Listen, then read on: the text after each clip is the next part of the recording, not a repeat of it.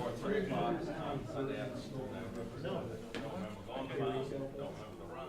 Apparently it's just 2 runs after.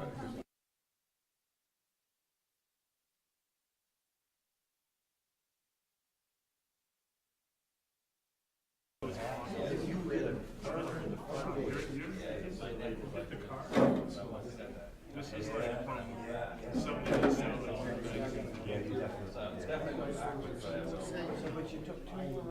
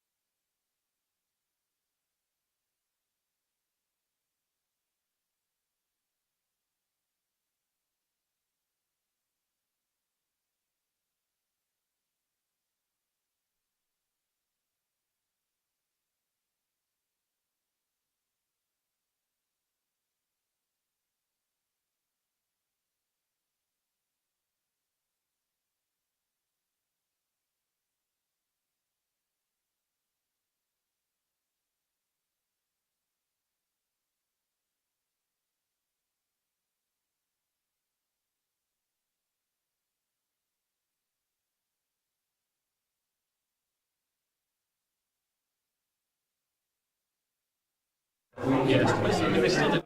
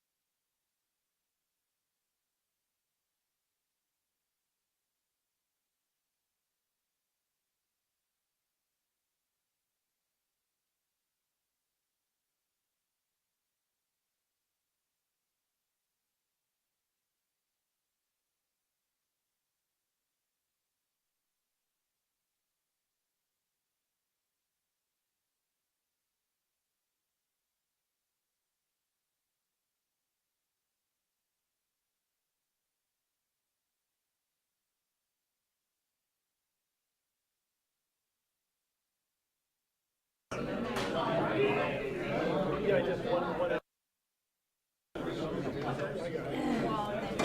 No, exactly. But it makes us go You can tell.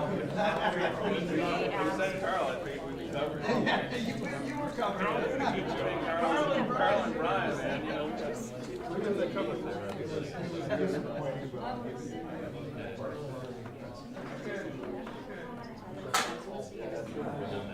That was too bad.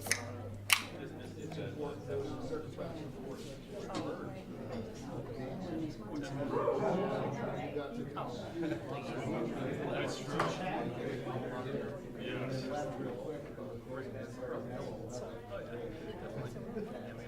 Oh, really? Oh, that did that.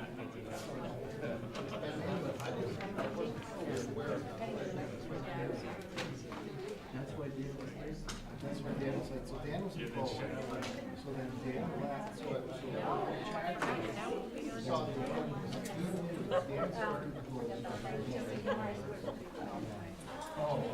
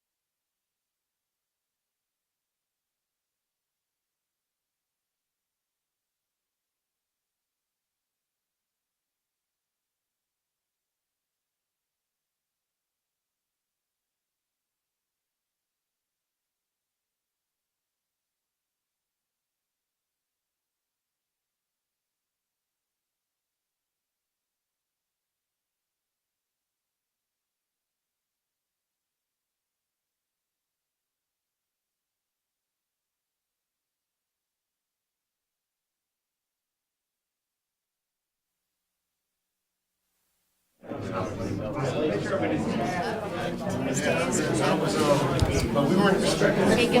class in the morning.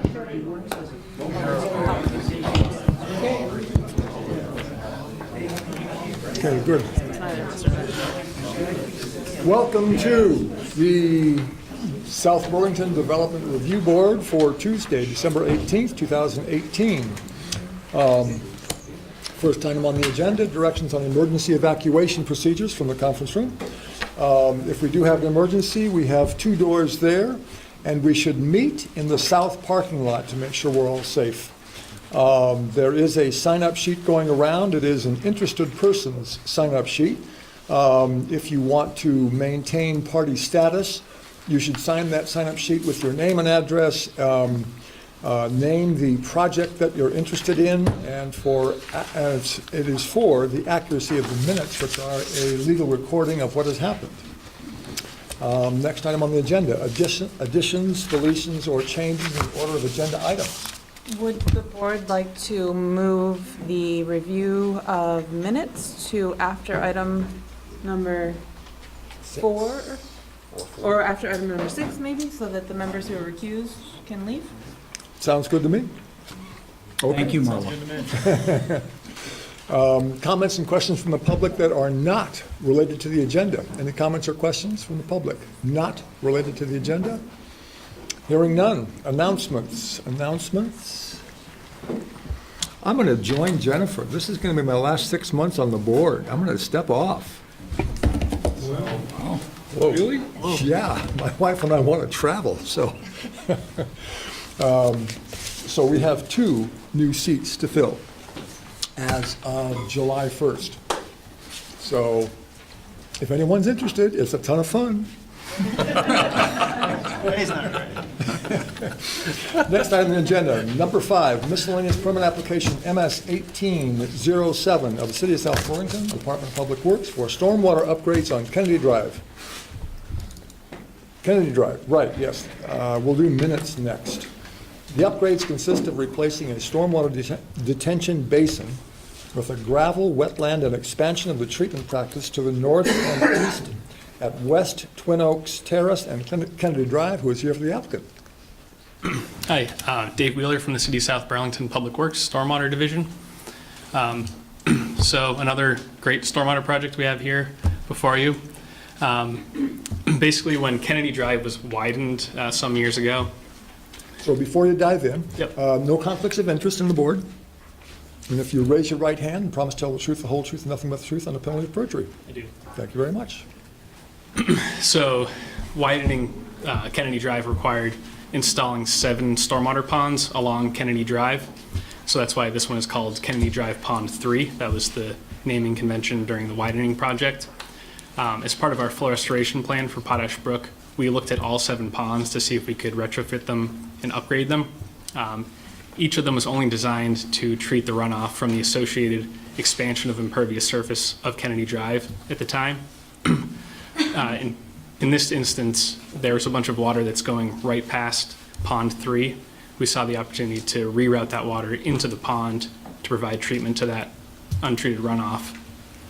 That required expanding the pond significantly, almost doubling it in size. And then we chose to retrofit it to a gravel wetland to increase the phosphorus reduction of the treatment system, because we have the Lake Champlain phosphorus TMDL that we have to comply with as well. So in addition to Pond 3, we're also looking at modifying a few other ponds. So you will see me back here for Pond 2 and Pond 7 in the not too distant future. Additionally, there's a bond vote recently. It was approved, I think 81% approval to obtain a loan through the state. And that loan is paired with the Hadley Road pump station sewer project that we're doing right now. That's a $2.9 million project. And this is a partner project to that. And through that loan, they're going to completely forgive this loan for the stormwater aspect. So essentially, the state is funding this project entirely to the tune of almost $300,000. So that didn't go through the municipal bond bank, that went through the state. Through the state, yeah. Okay. Will all all of the different upgrades on Kennedy Drive? No, this is unique. So anytime we do a sewer project, we can pair a green stormwater infrastructure project with that, 10% of the total sewer project cost. So if we have another pump station upgrade, we could pair another project with that, but I don't see that happening. And the virtue of pairing is that the state picks up the tab for a piece of it? Yeah, so the state picks up the entirety of the green stormwater infrastructure project. In this case, Kennedy Drive Pond 3 retrofit. So we had a couple of comments from the staff on the application. Would you like to step through those? Yeah, I do have responses to all those comments, hard copy if you folks would like. As long as Marla's happy, we'll be happy. Okay. Marla and Delilah. So we received Dave's responses today and haven't had a chance to spend a lot of time on them. So our recommendation was that Dave step through the comments one by one and discuss them with the board. Great. Dave, since you've written them up, why don't we follow along with you? All right.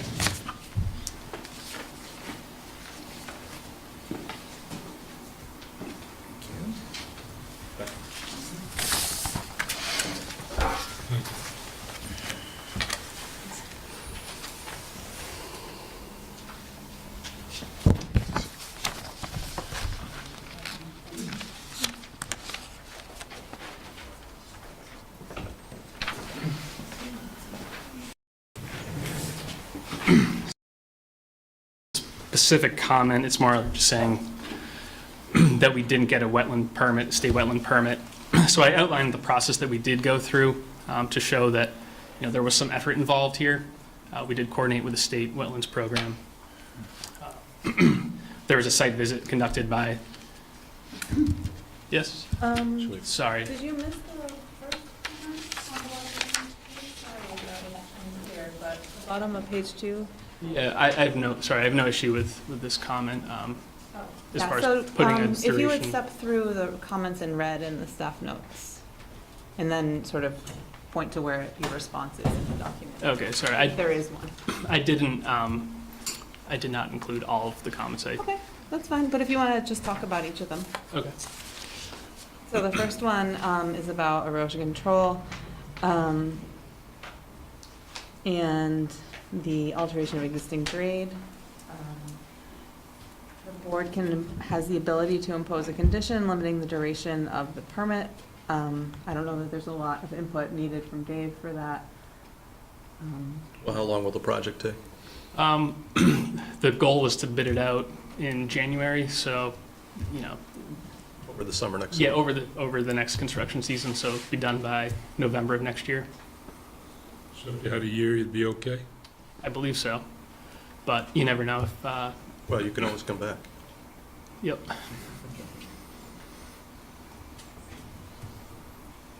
Do you want 2 years? I mean, 2 years would be great. Yeah, exactly.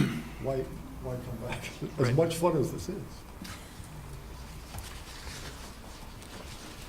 Next. All right. So the second one was, let me get this, wetland protection. Encroachment, paraphrasing, may be permitted upon finding that the overall development, erosion control, stormwater treatment system, stream buffering, and landscaping plan achieve the following standards. The encroachment will not adversely affect the ability of the property to carry or store floodwaters. The applicant has not submitted documentation demonstrating that the practice will decrease peak flow rates. That's not to say that it won't, just that there was no documentation provided. Yeah, so I guess that jumps ahead here to essentially page 3 here. So, I'm sorry, where are you in your document? so on the third page of the letter.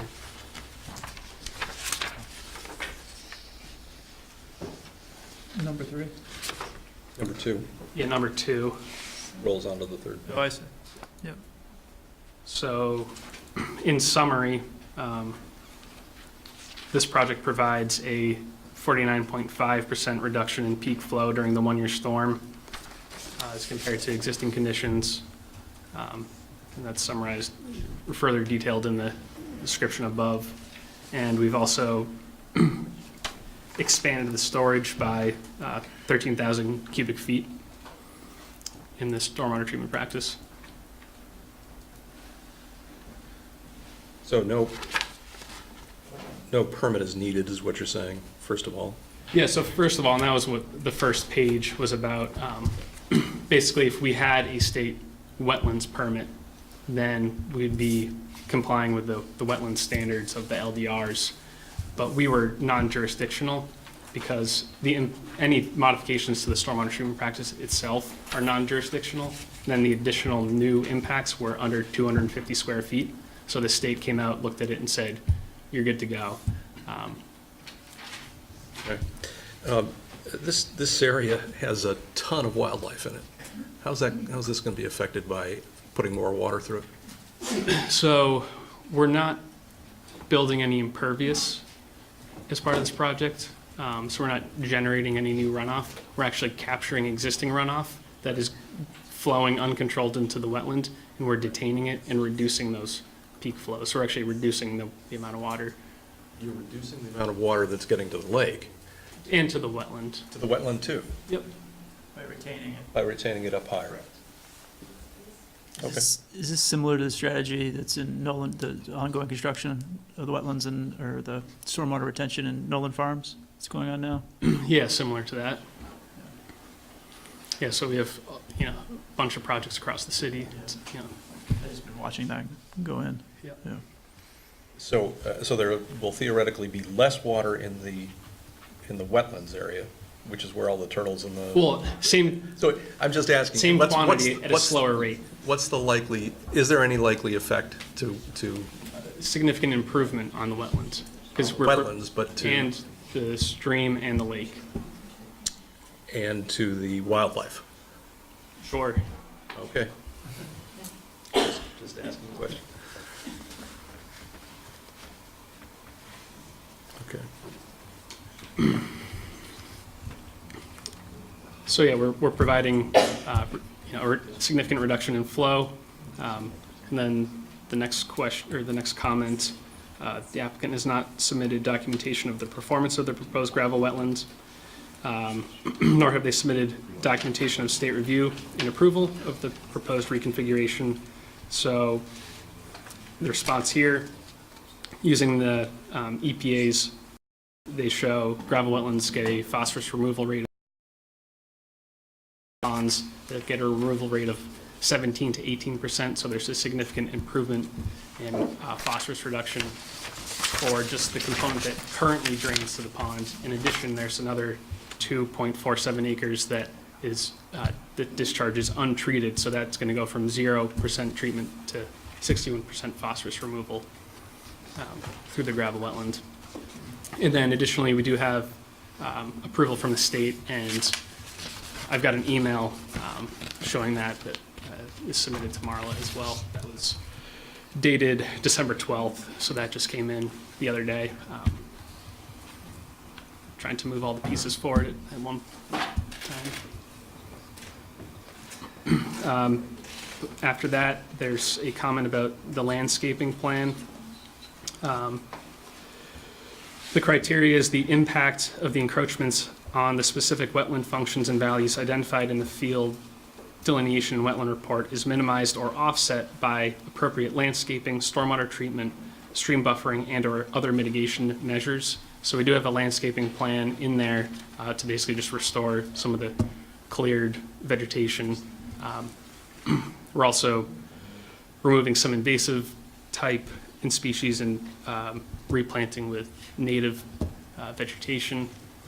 Additionally, in this criteria, it lists stormwater treatment as a mitigation option. So we are doing that. So our impact is the stormwater treatment practice, which also can be a mitigation thing. So essentially it is landscaping.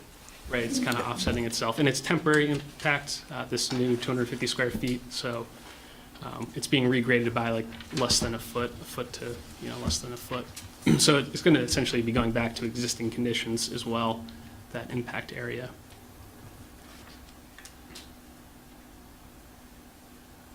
So the question was, how will this restoration provide mitigation for the functions and values of the impacted wetlands? Yeah, so the 250 square foot of new impact, again, it's only temporary impact. It's going to be restored to essentially, So it's going to disappear. and then on top of that, we're providing substantial environmental mitigation to the wetlands. Staff left with a question after these responses? So we're ready to close then. Yes, public have any questions or comments on this? Please identify yourself. My name is Noel Hyman, 1570 Contortion Street, South Burlington. Why has no wetland permit been received? It's not required Why is it not required? because we're below the threshold. There's a 250 square foot threshold that we're below. Our impact is 221. And you mentioned the sewage treatment? Pardon? You mentioned- Can There's you explain that to me? There's a separate sewage How treatment does that project. There's, affect the pond? it doesn't. There's a Hadley Road pump station project that the city is currently wrapping up construction on. It was a almost $3 million pump station project in another part of the city. The state is got this new program where they'll forgive 10% of the loan on that if you construct a green stormwater infrastructure project. So this is in a different part of the city. We're basically getting loan forgiveness for doing this, green project, Kennedy Drive Pond 3. But we're not treating any sewage in the pond. Obviously not. But you mentioned green, but you said how you're only going to do a foot of grade. roughly, Specifically, on the ponds, I guess, on the perimeter of the pond. But, I mean, having done some projects on my own property, I see what a foot of grade can do and how it can change an ecosystem. And I'm wondering if you've done an environmental impact study that could actually explain how a foot of grade will not do anything to the wetlands that you're proposing to change. yeah, so on this plan here, this shaded area is the 250 square feet of impact. And the grading here is, it's basically just tapering out. Oh, you're incrementally, Yeah. you're not making like a lip. No, Oh, it's just, tapered in, so this slope will be slightly steeper about. And you mentioned the Nolan Farm project that you're doing right now. Yep. I've watched that because I actually drive by it almost every day, taking my kids to school. And I would say the impact has been pretty dramatic on the wildlife there. It really did. I mean, the hole that was created, the construction, the traffic problems that were created by that, the depth of it, and all of the, it wasn't even gravel. I mean, it was large stone. I mean, I just put the same thing in on the swell I had put in for my own stormwater issues because I have flooding on my property. And it was done in a scaling. I don't know how that doesn't affect the environment. Because right there at that property, It does. across the street at the edge, the gym there, I've seen soft-shelled turtles, which are an endangered species, killed on the roadside. And I don't know how that would help the environment. Yeah, so I mean, definitely impacts the environment in a positive way. How is that positive? So the existing detention basins provide essentially no stormwater treatment. Water is essentially short-circuiting right through the system. So we reconfigured them, putting flow control orifice on them and retrofitting them to gravel wetlands and other types of, better Are you saying treatment it practices. increases water quality? So Yeah, the- exactly. But not for that protocol- spot. Mr. Hyman, Yes, the protocol should be that you address the board. I'm sorry. That's all right, that's all right. It was moving in a controlled direction, and so I want to keep it just slightly under control. Okay, yeah. I'm not sure how that affects, I can see how it would affect water quality for the whole Lake Champlain Basin, for example. Sorry, but I'm not sure how that would affect quality of water in the potash or in South Burlington. That's my question. I don't know, does that help us, or does that help Region. someone downstream? Right, That's essentially my question on wildlife. wildlife. if you're holding it there, does that make it worse for the wildlife? Right, and I've seen it happen, I mean, like, But he says the quantity of water isn't changing, it's just the speed of the water that's coming into it. That's how I interpreted it. well, if you're gonna grow it, Correct. I'm sorry, man, but if you're gonna grow it, then the quantity of water by cubic centimeter must increase. If you're increasing volume or capacity, the volume goes up. Well, it's short-circuiting right now, if I got this right, David. Right. You've got, I don't know, if is there a picture of this, where the stream comes down? Well, Yeah. we're talking about different projects entirely. I understand. Yeah. But, you know, in the case of the project we're talking about, which is what we're supposed to be talking about today, the idea is it's making it to the wetlands. Yes. It's just short-circuiting it. It's bypassing entirely. Bypassing it. Right. And this would stop it, flow the water through Right. a holding area and then drop it into the same area. So I think the net result is right. I think you're right. But is it detracting of above in order to improve down below? I don't Yes, know. sir. That's my question, too. Well, the department, even, not fair to ask you about wildlife if the department didn't consider wildlife. Did the department consider wildlife at all? I mean, absolutely. I mean, everything's tied together, and improved water quality is going to improve wildlife throughout the whole Lake Champlain Basin. But I think you're Well, saying let's it keep would. it a little more local. But I think you're saying it will improve the wildlife in the Yeah, so swamp currently area. there's no fish in Potash Brook or Bartlett Brook or Monroe Brook. They're all impaired watersheds. So if we can restore those, then maybe one day, our kids could go out and fish in those streams. But not every watershed needs fish. Some just need frogs and bugs. They're not all supposed to be fishable. So again, in order to keep protocol, Uh, okay? Are there any other comments from the public? Well, I move that we close MS 1807. Second? Second? It's been moved and seconded to close this application. All in favor, say aye. Aye. Opposed? Thanks very much. Thank Take you. care. Next on the agenda, let's do the minutes. Everyone had a chance to review the minutes? Any questions, comments, corrections?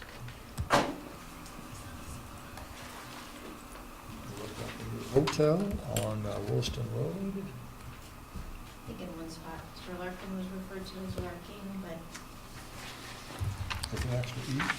Or with an E? and with a G. Oh, Larkin. Okay. Oh, page 3. Okay. So Stone.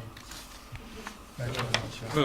yeah. Well, you kind of overstated my concerns about the musicians. Doesn't have to accommodate the musicians. Just, musicians will be unhappy if it doesn't accommodate the musicians.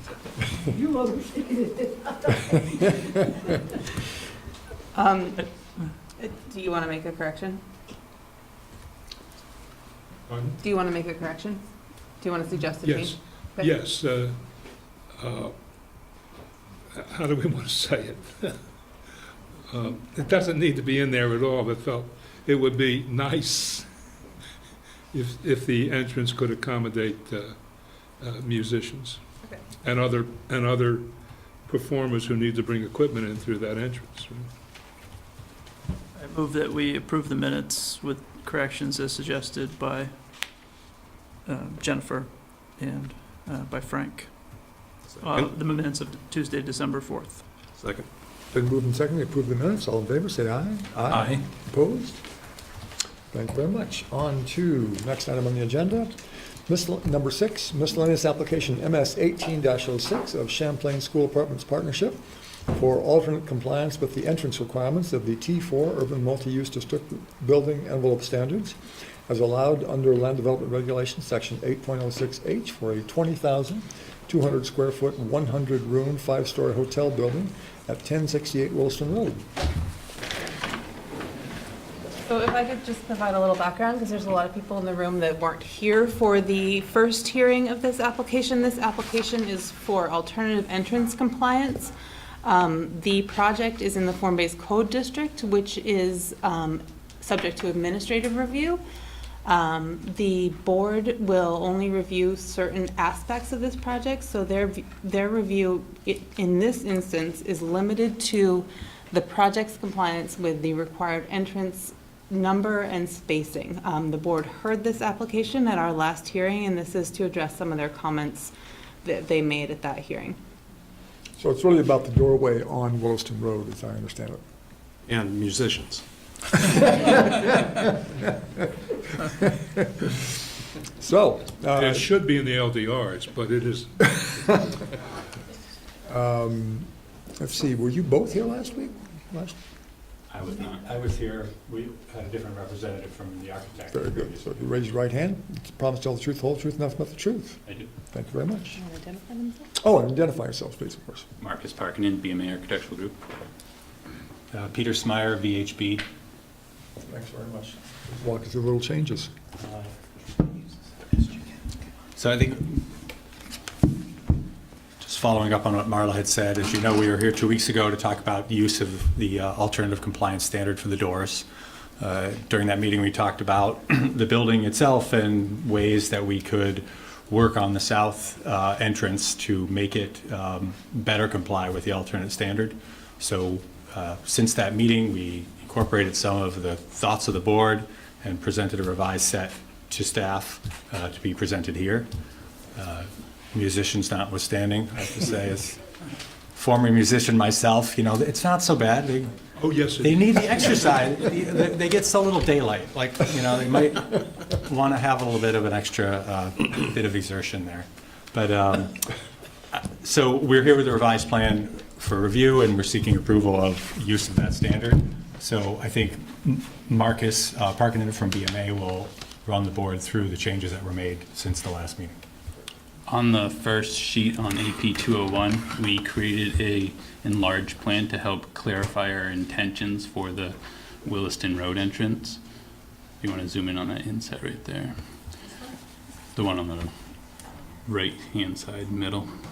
The Partial floor plan, right? Yeah. Yes, sir. Off the page. So what we did was we created the enlarged plan just to show what our intentions are. As you can see, the door facing Williston Road is designated as a public entrance. It will be operational during business hours. And then we created a south lobby. We renamed pre-function to south lobby, and then created an interior set of doors that would only be accessible to guests with a card reader. So whether that becomes a soft seating lobby or a small local art gallery where artists can display work is to be determined. And then to address your other comment regarding enhancing the entrance at that south side of the building, if you want to flip to AP 206. Hang on a sec. So you've changed the use effectively, is that correct? It was the intention at the last meeting. That door, if you look at the last, that door was designated as a blue door, as it was a public entrance. That part I understood. If it's a public entrance to the hotel, then it has to be open to the hotel. It's now a public entrance only to the meeting rooms, correct? It is open to that end of the hotel. Meeting rooms. Correct. That's all that's in that area, right?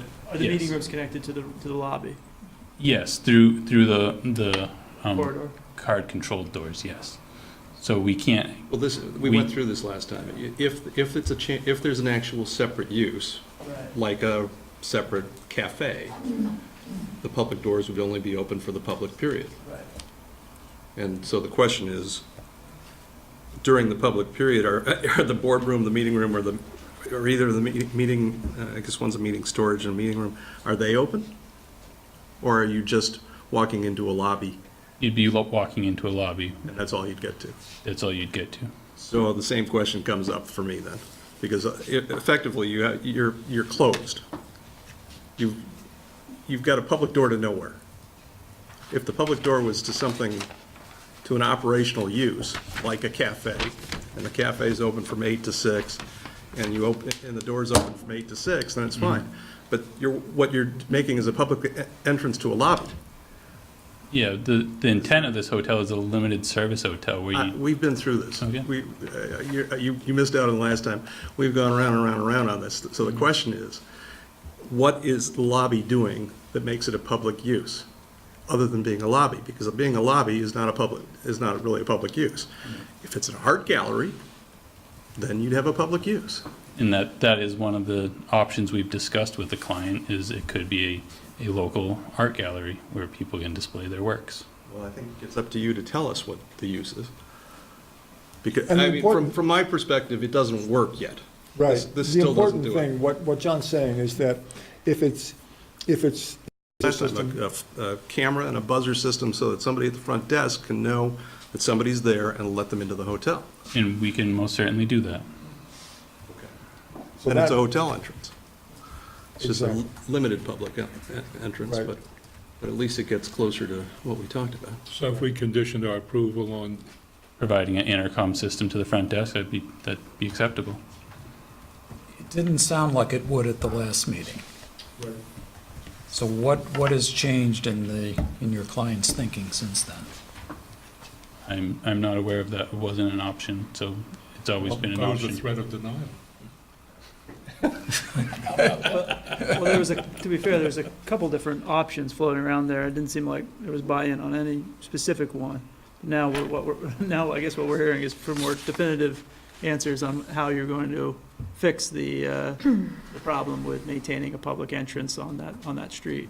And what we're hearing now is it's going to be a lobby with a buzzer entrance that allows people to access the lobby. Correct. Main lobby. To the rest of the first floor, correct.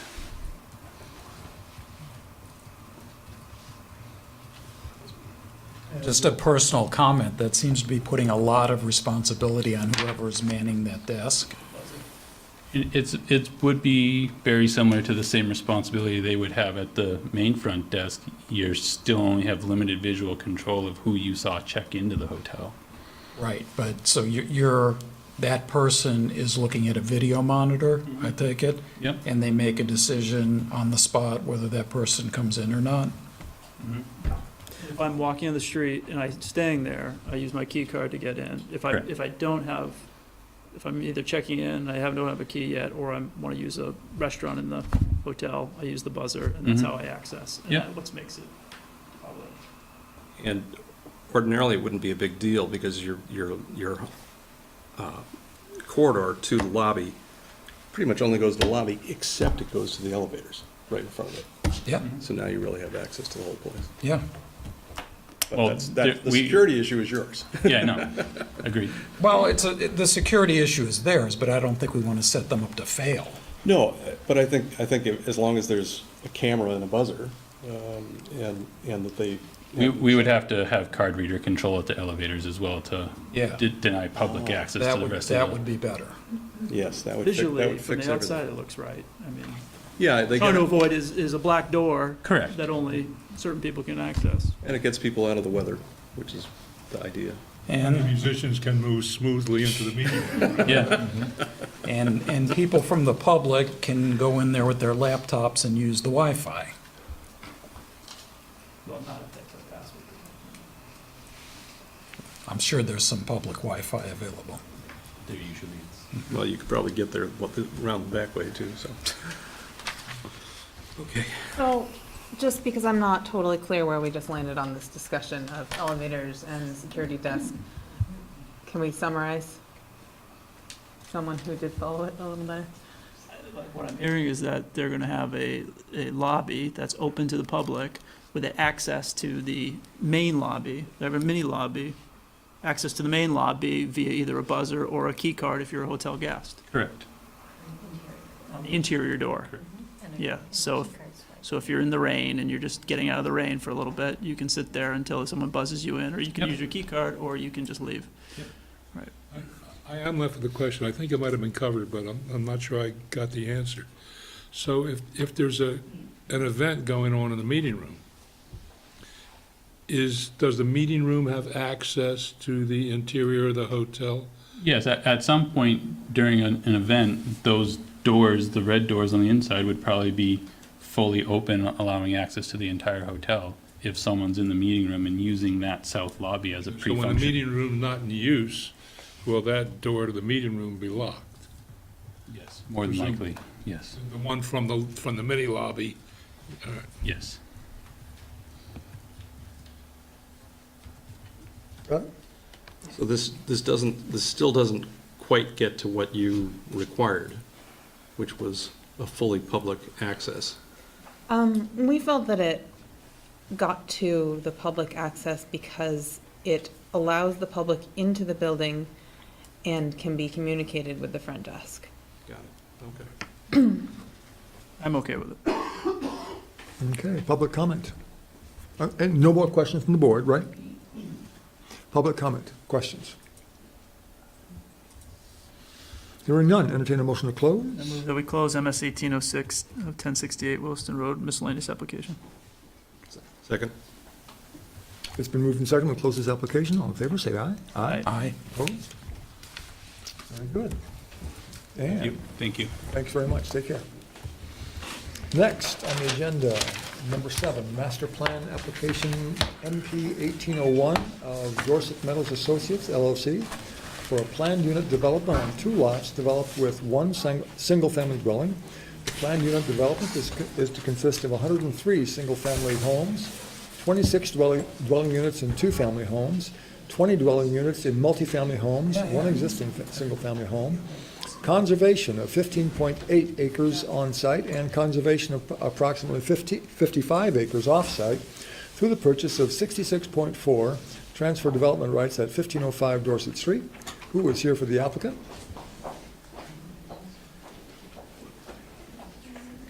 So you'll need to spread out across a couple of tables.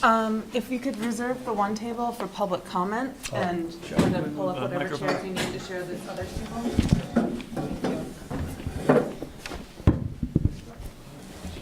Charlie, maybe keep another microphone There's for still going to be witnesses. public comment over there, yeah. Thanks, Charlie.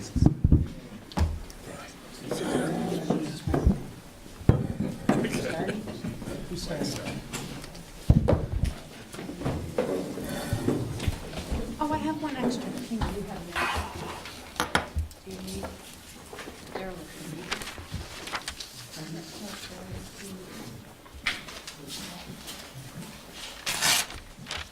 So we are also going to consider at the same time the preliminary plat application.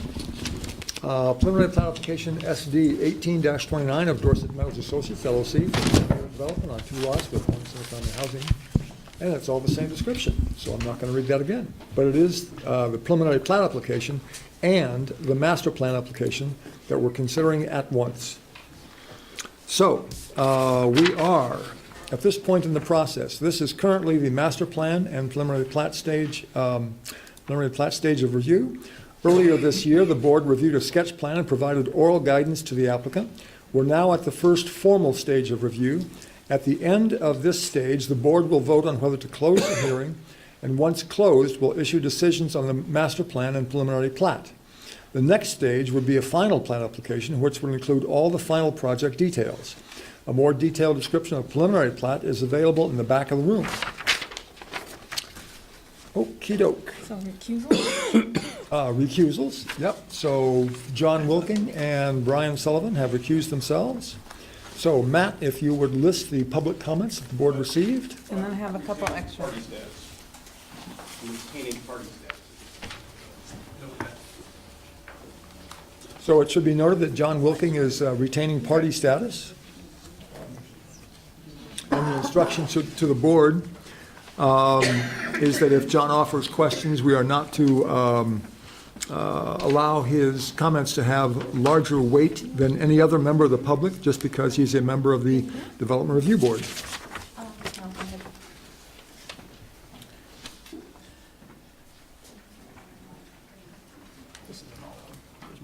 Okay, yeah. Yep. And I should say that there is a request from Mr. Seff to postpone the hearing. So, board members, would you like to proceed or postpone the hearing? I read the letter from Mr. Seff and appreciate his concern about wasting the time, everyone's time and resources with regards to the DRB staff and to the applicant. but I feel comfortable directing us to proceed as planned. I agree. Okay? I agree. I would also add that if they want to test the validity of their objections, it's perfectly, what's available to Mr. Seff is to move for a stay of these proceedings. And he'll get an early weather report from the court about whether the court thinks he's going to succeed. What was the phrase you used? When you appeal to the environmental court, there's not an automatic stay. That is, our proceedings go forward unless the court stops them on a temporary basis while the appeal is considered. And the court will only do that if there's a motion to that effect. So when Mr. Seff files his appeal, he can also file a motion for stay of the proceedings. Okay. And the value of that, from everybody's perspective, including the neighbors, I would think, is that they'll get a sense of whether they ought to proceed beyond that stage, because one of the criteria for allowing the stay is a probability that the appeal will succeed. In this case, frankly, if I thought the appeal would succeed, I would be supportive of Mr. Seff's suggestion. I don't think it will, but that's for the court to say, and you can find out sooner rather than later what the likely tendency of the court will be. Thanks very much, Frank. I've already stated that the board is going to discuss both the master plan and preliminary plat applications at the same time, and we will take as much time as necessary to review staff comments and address board questions. We have received some written comments. Anyone else who wishes to provide comments is welcome to do so. Once the board review is complete, the public is invited to provide additional comments. Everyone who wishes to speak will be given the opportunity to do so. At 9:30, Matt will be doing a check to evaluate whether to continue public comment portion of the meeting to a future date so that commenters can have the board's full attention, because after 9:30, you won't. Comments will be limited to 2 minutes per person, and commenters are encouraged not to repeat each other. For anyone who feels that 2 minutes are not enough, the board welcomes written comments, and if you provide them to the staff, the board will read them before the next meeting. Okay, so we're going until 9:30. Let's see. Very good.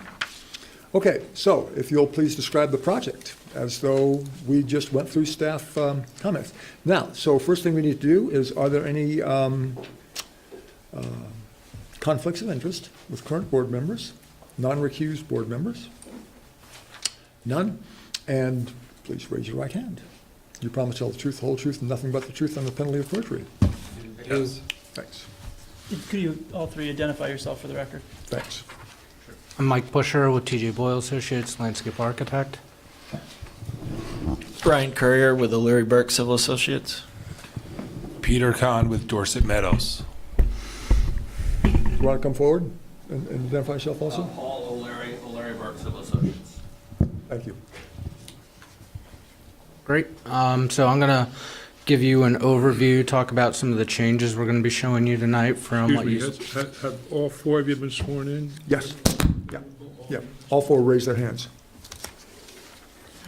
So I'm going to present to you the changes, the refinements that are incorporated into the preliminary plat application, where we brought the plans from the sketch plan. Can we go to the overall site plan? Actually, we got the latest, so you want probably the brand new one, right? Yes, please. Okay, so go into the supplemental folder. Okay.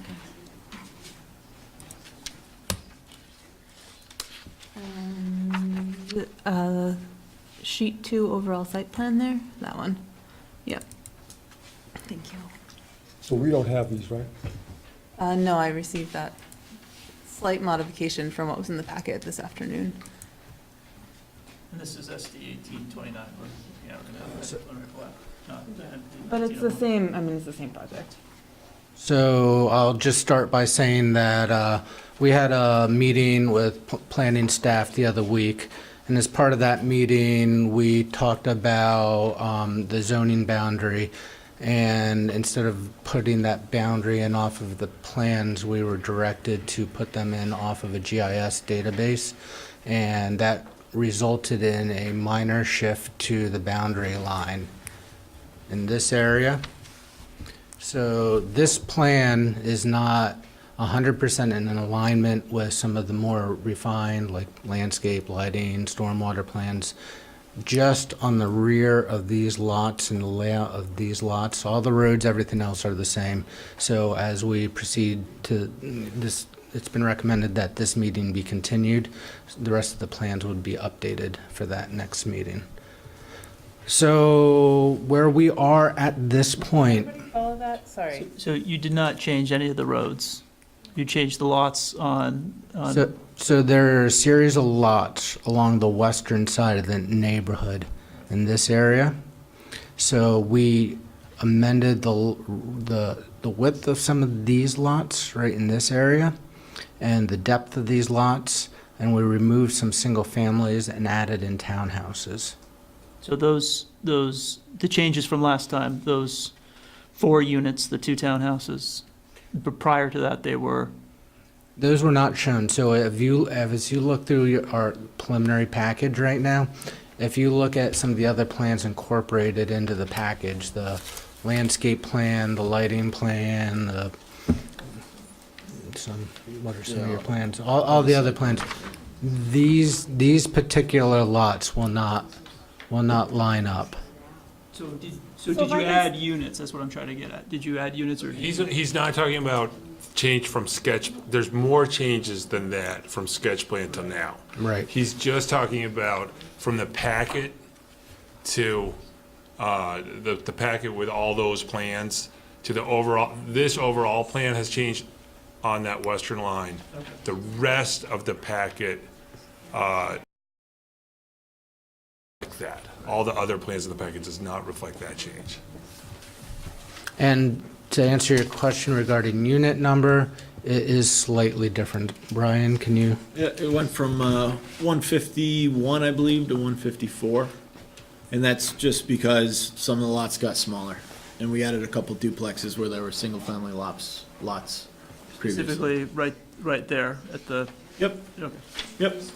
Yeah, everything else is the same except for that little section of road.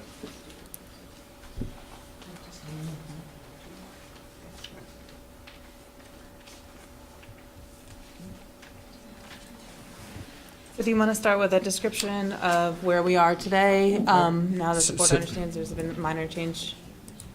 Yep, if we can stay on that one plan, that would be great.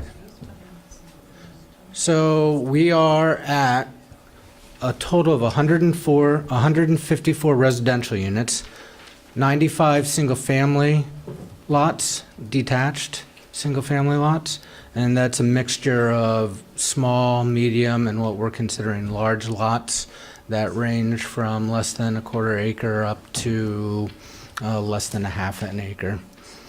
There's 35, what I'm referring to as townhouse-style multifamily lots. There's some in this area and there's some in this area. And there's 24 duplex units that are incorporated throughout the neighborhood. So I'm going to sort of direct you to some of the specific areas where the project has changed. Last time we were in front of the board, there were actually 2 entrances to Nolan Farm Road. One has been retained. The second access was off of the area near the townhouses, and it connected in over the wetland here. There was a desire to have the project connect from staff. There was a desire, and I think from the DRB, to have the project connect directly to Dorset Street. And to do that, there was really a requirement to have only a single wetland crossing. So we exchanged this wetland crossing for this wetland crossing. The result was we ended up picking up 2 additional townhouse units, but we lost 6 duplex units. All this area on the east side of the wetland is within the village residential district. The rest of the development is within the neighborhood residential, and then the back portion of the project's within the natural resource zone. In doing so, we were showing a small, short dead-end street that had 10 duplexes over off Dorset Street, and that's been redesigned to incorporate 15 townhouse multifamily units.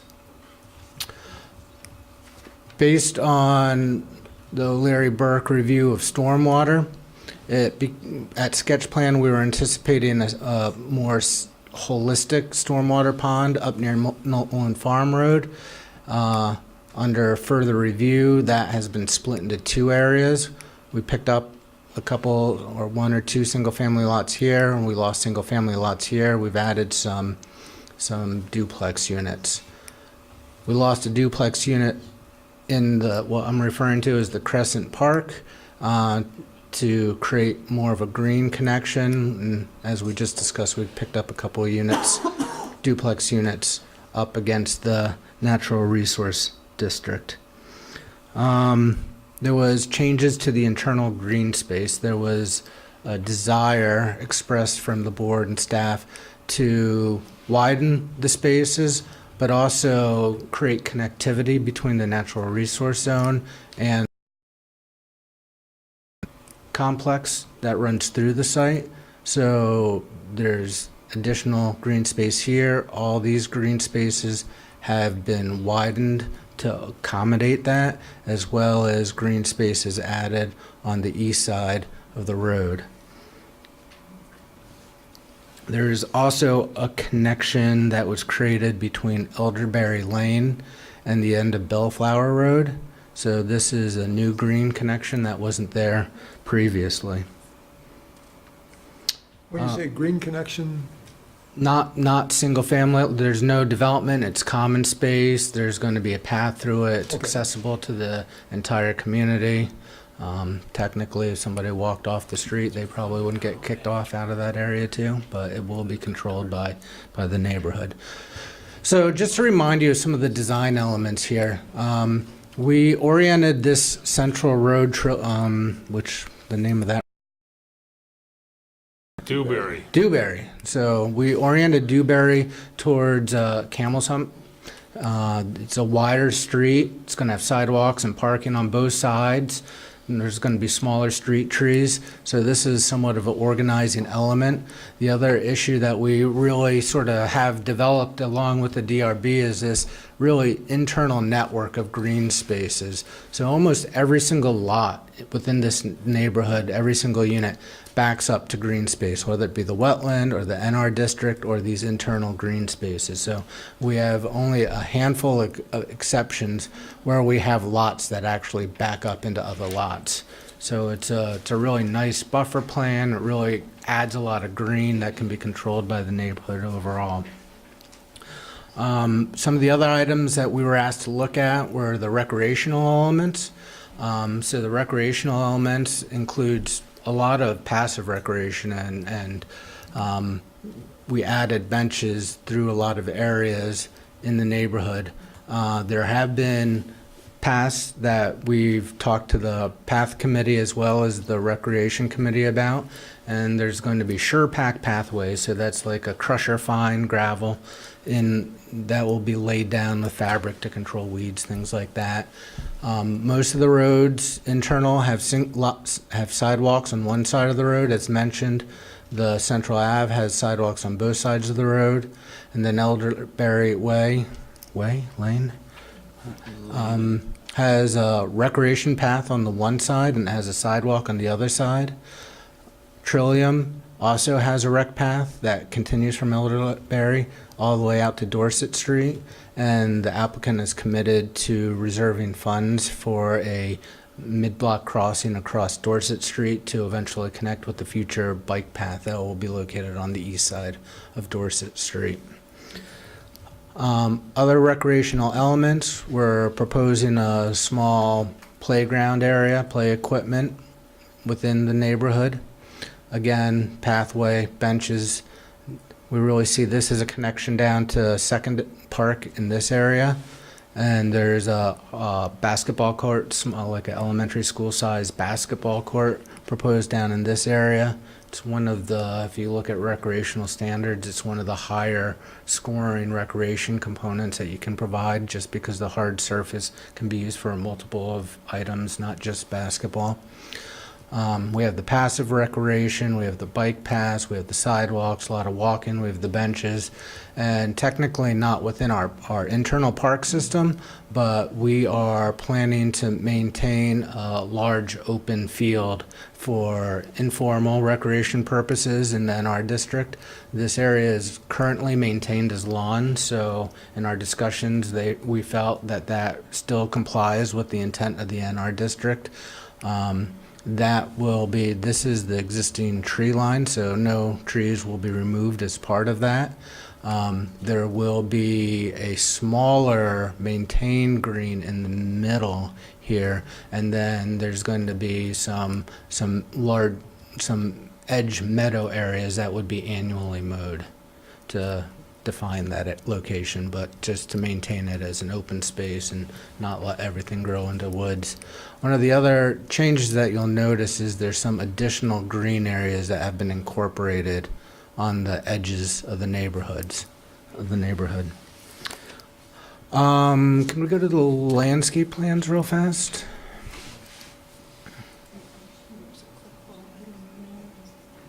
It's in the civil plans? Yeah, I think you're gonna have to scroll down a little bit.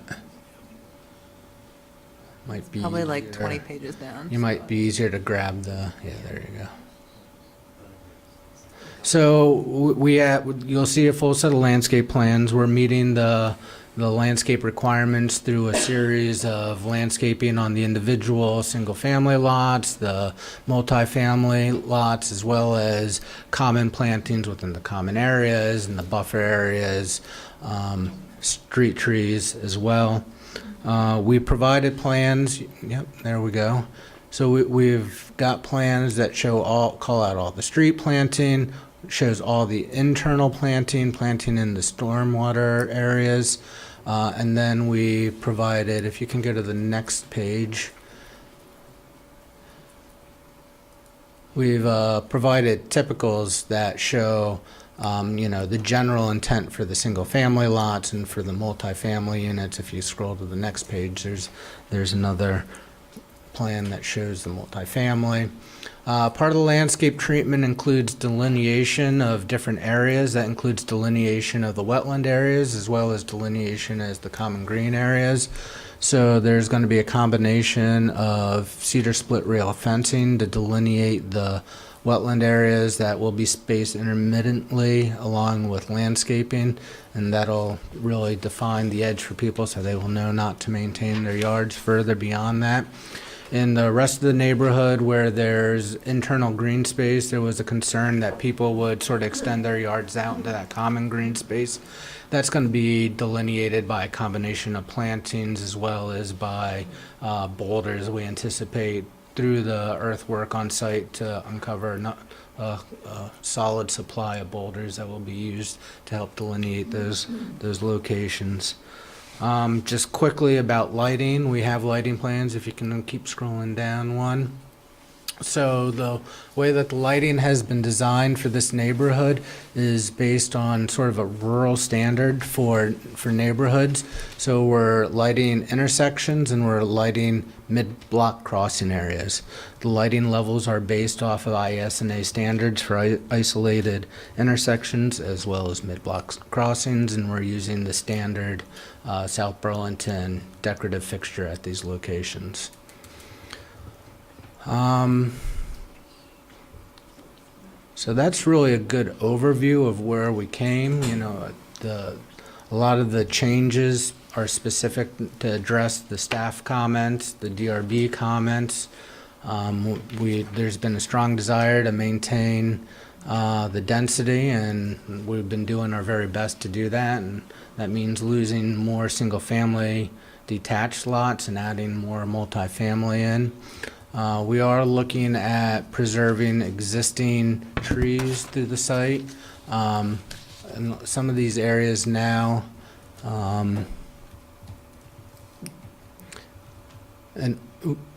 so In a lot of these areas, there's grading throughout, so it's fairly difficult for us to maintain the trees internal onto the project. On the outside, though, there is definitely a opportunity to maintain trees.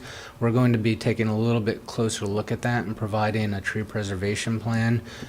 We were trying to get to that point tonight, but given the last minute shifts here and there, that's something that we'll be looking at and providing at the next meeting. So I can turn it over to you if you want to get into some of the more technical details. Yep, so I figure we start going through the... Before you do that, could I ask a couple of questions?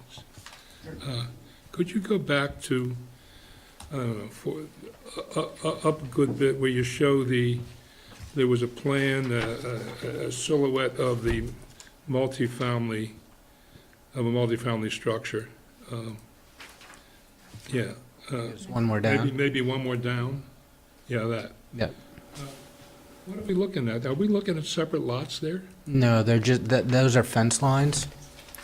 So one of the intention is to really give these units a sense of ownership. So instead of having just a big open rear yard to these units, good fences make good neighbors. So these are all just, this shows fence lines. But those are not going to be property lines, is that? Those are not going to be property lines. These will be condominiums? Yes. That's true for the duplexes as well as the townhouses? I believe Yes. that's true. Yes. The other observation I had, just an observation, is, looks like there's three distinct neighborhoods here. A multifamily neighborhood up on one road, another multifamily neighborhood on another road, and then a large, basically single-family neighborhood. Is there any reason that the multifamily hasn't been or couldn't be integrated into the general neighborhood? Well, Why'd you do it that way? Well, number one, that there's a zone change. This area is actually intended to have higher density development within it. It's the village residential area as opposed to the neighborhood residential area. So we did actually have some more duplex, lower density that was more, it was similar to some of the other development internal into this area, and we were actually directed to increase the density and change the look of that to be a little bit higher density from staff.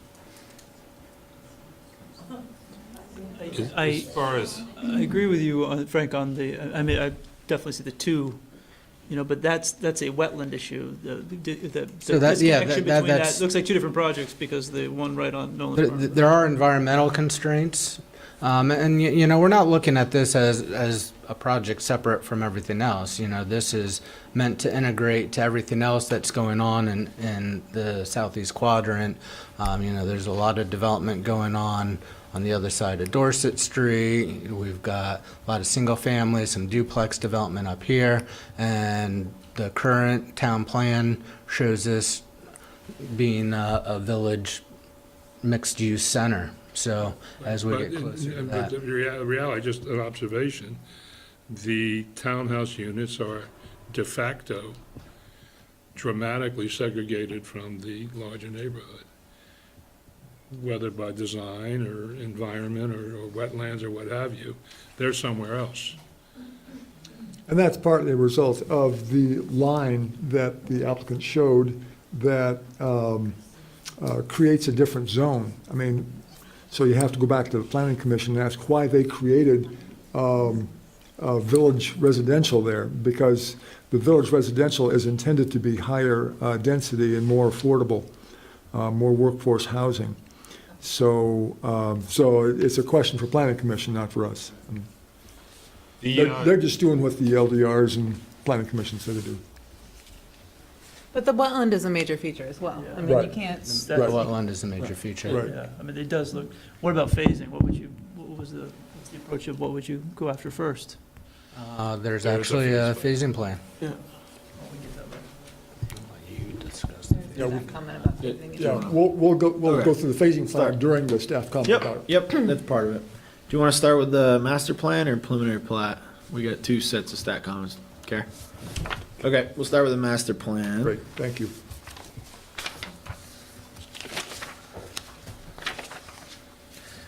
So page 3, number 1. Total site coverage for the proposed plan is approximately 20%. The applicant has somewhat revised their layout based on initial staff feedback since their initial submission. Staff recommends the board require the applicant to update the total site coverage prior to close of the hearing, and we have no problem with that. Number 2, staff recommends the board discuss. So the density, let me just quickly cover this. The density is 151 residential units on 70-ish acres. Yeah. So that's like 2.1 plus 2.15 or something like that, units per acre, right? Yep. Okay, thank you. So number 2, staff recommends the board discuss this designation with the applicant and, if accepted, require the applicant to revise the master plan as a condition of approval. That is in conjunction with, the project contains 2 roadways with a width equivalent to the collector roadway, width identified in table 15-5. The applicant has identified both these as local roadways in the master plan, but staff considers Elderberry Lane, which is the north-south collector roadway, the labeling issue, and we'll, Also, changes in location, layout, or capacity or number of collector roadways, if they change, require an amendment to the master plan. So by designating that as a collector roadway, it means that if you change that, then you have to amend your master plan. Okay. So staff's thinking on this is the board has historically, in larger developments, included some collector roadways so that there is some trigger for master plan amendment. You can't just change your entire project and say it's the same master plan. Can we go take a look at that? The, Probably the overall site plan Elderberry is Lane? best still. So Elderberry Lane is the Elderberry is north-south. this one right here. the big one. And so that in the future would connect to the parcel to the south at such time, you know, either 10, 50, 100 years when that's developed. So we thought that was appropriate to be designated as a collector roadway. The other one that's 60 feet wide is that center roadway that Mike talked about. Not so much a collector. So despite the width, staff didn't feel it was appropriate to designate it as collector. Even though it looks to me like collector. Okay. Happy to be overruled when the board No, overrules me. no. So does the board have comments on whether that big, long elderberry looks like a collector? I mean, it certainly looks like a collector to me. Everything comes off it, you know, it goes off to Dorset Street, it connects to Lone Farm. Looks like a connector to me, so I agree with you. It's the only way out, isn't it? Yeah. It should be designated as such. Yeah, right. So we ought to call it a collector and Okay. size it appropriately. Yep. Thank you. Number 3, staff notes the applicant has labeled open space 3 on some plans and 7 on other plans. Staff recommends the board require the applicant to correct this as a condition of approval, and that's fine with us. Yep. Number 4, staff considers the applicant has attempted to address the technical review comments but does not have adequate expertise to determine if the response has been adequate, and has referred to the revised study to the third-party reviewer for confirmation. Staff will provide feedback to the board regarding the revised traffic study at a continued hearing. So we submitted a traffic impact study for the project. Proactively, we requested that it get reviewed by the city's third party. They reviewed it, we provided responses, and now we're waiting for responses to our responses, so. And we're fine with that condition there. So that comment feeds a little bit into the next one, because there was this comment about Nolan Farm, Spear Street intersection. And in the traffic study that was in the packet, Lammer and Dickinson, it looked like there were only 2 cases in which the build versus no build resulted in a reduced level of service. And in both cases, it looks like there are several areas that are at the F level of service, build or no build. So, but I guess we'll get more comments on those as we go forward. So we can skip this, go ahead. Okay. So number 5 is related. Staff is reviewing the Spear Street corridor study to evaluate options for this intersection. And I believe that's one of the intersections you're referring to. So that really refers to, we'll hear more at a future continued hearing, right? Right, because one of the intersections, as you noted, was that intersection, and the city has studied that intersection, so though typical responses may be intersections, slip lanes, we wanted to just check to see if there were other more creative solutions. This is the Nolan Farm intersection? Nolan Farm and Spear Street, yeah. And one of the options looks like a roundabout. At Nolan and Spear. Potentially. Yep. The Spear Street corridor study has some feedback on that. I did take a quick skim through it today. It doesn't seem like that's a strong recommendation in that report. Okay. Sorry, the Spear Street Nolan Farm intersection, the study, they didn't strongly recommend a roundabout at all. They thought that it would have a lot of impacts. Okay, so number 6, staff recommends the board consider continuing the hearing to allow the Natural Resources Committee to complete their review. Staff recommends the board evaluate the requested continuation date when it is received. And we have no issue with I accepting don't the think that the comments. letter we got from the Natural Resources Committee, which was in the packet, requested a specific date. So hopefully there's a representative when we get to public comment that can make a specific recommendation for what would work for them. Okay. Unless you wanted to skip ahead to that. I was wondering if Betty or someone was here. I think that, Are you asking for comment regarding that statement from the That'd be helpful if you could just fill us in on that. Dave Crawford? Yeah, Why don't you come on up and sit at the seat? thanks, Dave. I haven't been sworn. Sorry. I haven't been sworn. You promise to tell the truth, the whole truth, and nothing but the truth under penalty of perjury. Yes, sir. Thank you very much. Here basically to answer any questions you have about our request.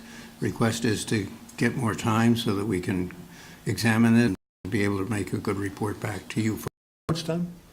We don't have a specific time. If you, we know that it'll take at least a meeting. We have to ask the developer to come in and prepare some questions that we're working on right now. Well, I thought that so do you have more questions than what was in the letter in the packet? I thought the, Well, I'm sure there'll be substantially more just since that meeting of our Natural Resource Committee. We've seen the amount of information the staff has produced, all this long document. I think I've distributed it, sent it out to the various members, but we haven't had a chance to have any discussion of it. Our next meeting is next Wednesday. okay. Did you say your name and title again, please? David Crawford. I'm the chair of the Natural Resource Committee. Great. It's agreeable to the developer that meets with the Natural Resources Committee to discuss questions? Great. Great. Fantastic. Thank you. Look forward. Thanks very much, Dave. Appreciate it.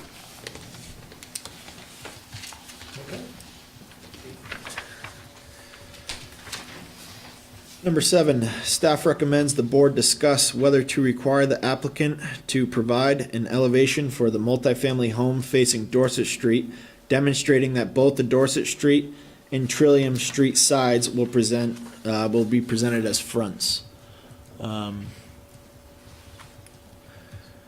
So if you want to zoom in a little. You want to talk about the building elevation?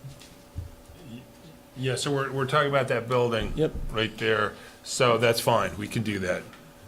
Right now, we do not have, the elevation that we provided, we're actually all for the 5-plexes. So, that's a 4-plex and and we could certainly do that. Essentially making, if you're on Trillium Street and looking at the side of that building, it's the front of the building, and same on Dorset Street. The two end units, excuse me, two end units is what you're referring to? Yeah, so yeah, well, the front of what we would consider the front of the building would be fronting on Dorset Street. And then, yes, that end unit closest to Trillium would also essentially look like the front of the building. Right. Front of a different, the same building. But not one for, I can't read the writing there. Not the one on the north side. That would just be, yeah. Right, Yep. right, not that one, right. Yep. Yeah, like on Market Street, the end unit Right. looks like Yeah, the front that's on right, both. Yeah. That's not actually a bad idea. We can look at Yeah, that too. yeah. Because then there'd be some nice symmetry. I just don't want to see a wall. Yeah, right, with one window on it. Right, one window, right. Yeah, I believe that's the only unit where this is the Yeah, case too, that's a where it's good on the idea. corner, so, There's an opportunity up there. yeah. That's not a public way, where you were just circling, that's not a public way, so we're not Right. looking at making those end units look like fronts either, right? That's just access to parking, right? Correct. Yeah. But to clarify, if they wanted to. That's right. Okay. Because Mike just said, oh, that might not be a Yeah, we bad do idea." actually, on the fiveplexes, we do have porches on the ends of those buildings. Number 8, staff considers the phasing plan should also take into consideration communal elements of the project, such as parks and paths, so that each phase is accompanied by a proportional amount of infrastructure, and recommends the board require the applicant to amend the phasing plan to assign the communal elements to the phases. We have no problem with that. If you want to look at the phasing plan, we can do that. Otherwise, we'll. I think that's important. and We've done that in other projects that I'm aware of, to make sure it's not all saved to the end. Yep. Yep. So did you we'll want to just. look at the phasing plan? Yeah, I don't know if now is the appropriate time, or, I mean, we can come up with a proposal and Yep. look at it since it's going to be continued. yeah, let's look at the phasing. Yeah. Okay. That makes sense to do it Yeah. now. Their 8B document, go back up to the top and just, oh, it's in the. It's one of the top ones. It's sheet P.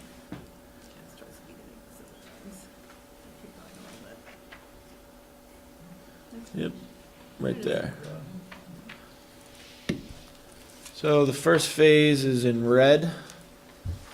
Comes off Nolan Farm Road and does a loop around like this. So obviously we don't have a community space designated with that district yet. What staff's getting at is they want us to add either the park or this is kind of further away, the basketball hoop. Obviously, everything else is going to be open at that time.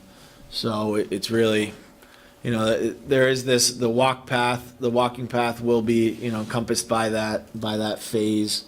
But as far as a designated, I think the rec department called them a program, some sort of infrastructure, a playground or something like that. There isn't anything included with that. So whether we include the playground or, that's what we're gonna have to look at and see kind of what makes sense with what phase as we're building out. And it'll probably mostly be proximity really that will dictate what goes in. So the first phase is red, second phase is the green, which Yep. is off to Dorset Street. the Yep, second multifamily. phase is this second connection and this area of yeah, that's Elderberry and Dewberry. That gets us our other connection so we can go above 50 units. And then from there, we go to the cyan, which is this loop, this southern loop here and the future access portion of it.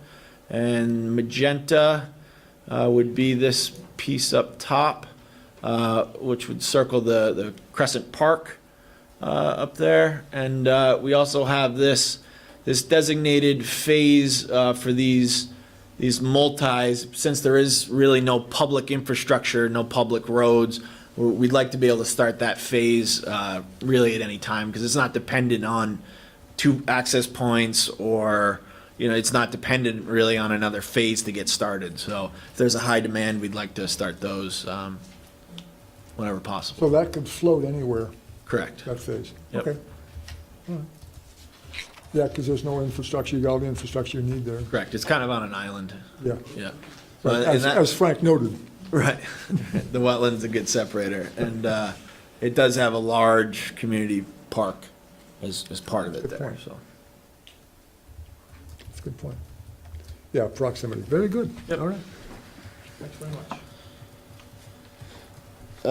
Number 9, staff recommends the board approve the requested pre-construction grades and consider whether to request the applicant smooth the rear yard grading to create a more uniform appearance from the rec path. We have no problem. I think we might have graded it a 1/6. I think, we can flatten that out a little bit more. And that's not a big deal? Nope. Okay. So we'll consider that done. Okay. Okay. Yep. Yeah, it's most of them are graded to be garden style units. Obviously, if those change, if they become walkouts or more traditional style, the grading might get revised slightly. But right now, they're graded mostly as garden style with a slower grade down to the rec path. What does the garden style mean? That's full size windows in your basement. But not walkout. Correct. Full-size windows in basement? Well, not 3.5, usually we're 3.5 or 4-foot windows. So you half your wall is concrete. Yep. And then if it's an 8-foot typical foundation, then the top half is wood. And that allows you to have living space. Yes, yeah, we can meet egress with those windows. So in order for that to happen, you have to grade across the unit, at least 4 feet to give space. And I think that's where some of the, sharper grading might be. That's one of the sharper. Sharper grading to Grading. grade across Yep. the unit so we can get that 4-foot drop. So, but we'll look at how the grading's been presented, and if there's any questions, we can definitely smooth it out. Try and make it a little easier. Okay, number 10, staff recommends the board grant this waiver request and consider whether to create a limit on individual ratios such as no lot having a width to depth ratio less than 1:1. This is in regards to the 1:2 lot ratio. As part of the LDRs, we're asking to meet it on average rather than for every lot. It gets, it's easier to meet it on an average because you get curves and, those sort of things. Not all the lots are perfectly square, so. And there's certain dimensional requirements. We're going with smaller lot sizes. We have corner lots that have additional setbacks on the corners. So when you start to go into those components, all of a sudden you have a lot on the end of a row of lots that doesn't meet it, even though the rest of the lots do, because we're trying to create a building envelope to meet the building size that's proposed in that area, yet the extra setback on those corner lots extended out. The other thing to really take into consideration with the lot dimensions is we've been pushed continuously to have more green, to widen these green corridors behind the lots. So we don't have lots that are backing up to the lots. So there's, nobody's going to look and say, this lot isn't as deep as, say, that same lot if there was no green space in the back. So there's a lot of green space common green space that's being incorporated that there's definitely a compromise happening, although on average we are meeting those lot dimensions. I'm fine with that. So we should make a decision on whether to create a limit on individual ratios. So would this impact you negatively to not be able to have a width to depth ratio less than 1.1? Wouldn't hurt. It would not hurt. The 1.1 would be fine. Yeah. Less, Yes. oh, so, yes, Yeah. 1:1, Yes. yes. Not less than 1 to 1. That would be fine. Yeah. Okay, so let's do that. So board, do you want to do that? I'm fine with that, yes. With Yeah. that explanation. With the explanation, yeah. Frank, you okay? Okay. Meh. All right. Next. Number 11, staff considers therefore that the applicant must reconfigure lots 82 to 88 to not require subdivision of area within the SEQ NRP zoning district. And Mike touched on this in the beginning. That's in respect to these lots here. Before, we showed these lots encroaching into the NRP district, and this is our response to the reconfiguration of those lots. So they were, to keep the 1-to-2 ratio, they were significantly wider and deeper. Now they match more closely to the ones across the street, and they slightly get bigger as you move to the south.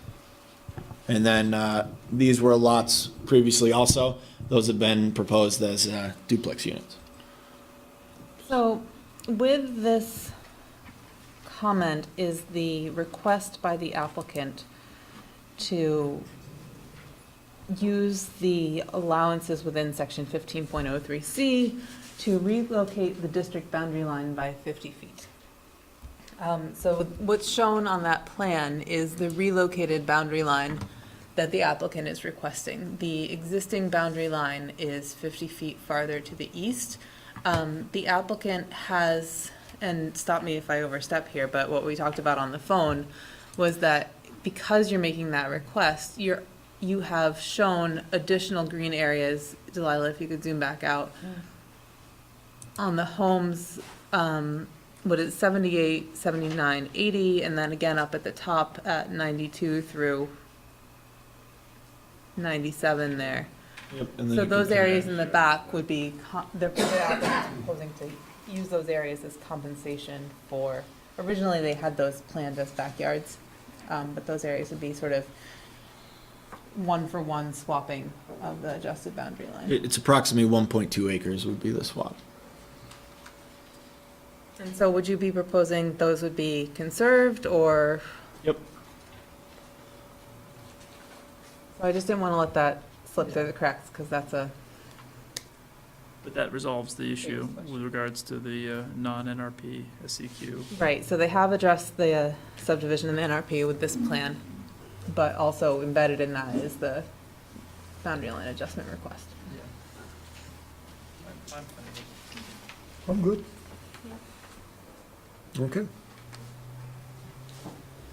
Okay, number 12, once reconfiguration is complete, staff notes that the project acreage within each zoning district is necessary for calculation of impervious coverage and recommends the board require the applicant to provide updated acreage prior to closing the hearing to allow the correct values to be recorded in the decision on this application, and we will do that.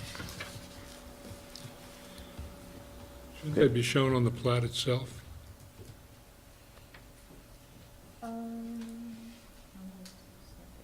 don't think so.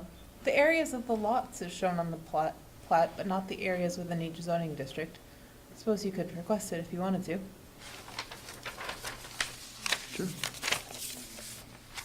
Well, I've seen many plats that show percentage of cover, of lot coverage endorsed right on the face of the plats. This is in regards to the zoning district, though, I believe.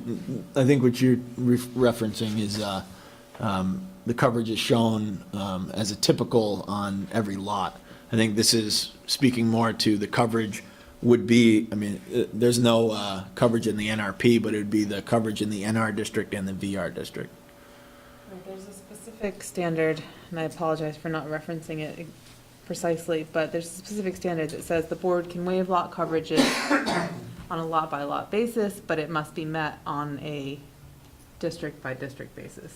I think you have that in the preliminary plat piece of it. And therefore, I think it should be endorsed. They should show it. I agree. Show it on the plat. Calculated and, you know. Okay, yep, we can put that on the give it a plat. little block. Yep, no problem. Thanks very much. Number 13, staff supports the applicant's waiver request, but recommends the board require overall building and lot coverage calculations by zoning district be submitted prior to final plat approval for the project. So that's basically what we just went over there. Yep. And that ends the master plan staff notes. While we're still on that, can you just fix the header to be the Jennifer, what am I gonna do without you? hold over? she'll watch on YouTube and call in.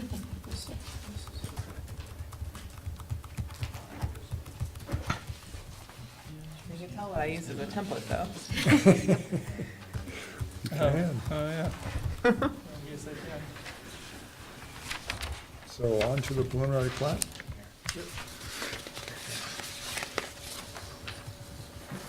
Just to go back on that, the application receive date on the master plan, I think needs to be updated too.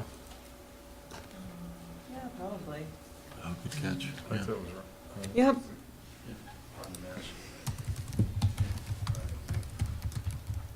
I promise I'm not the only one that looks at these before they go out the door. I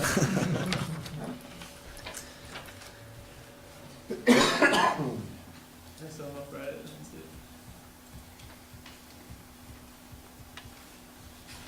it. Okay. So item number 1, staff recommends the board require as a condition of approval that the documentation of an option to purchase sufficient TDRs be submitted as part of the final plat application, and we have no problem with that.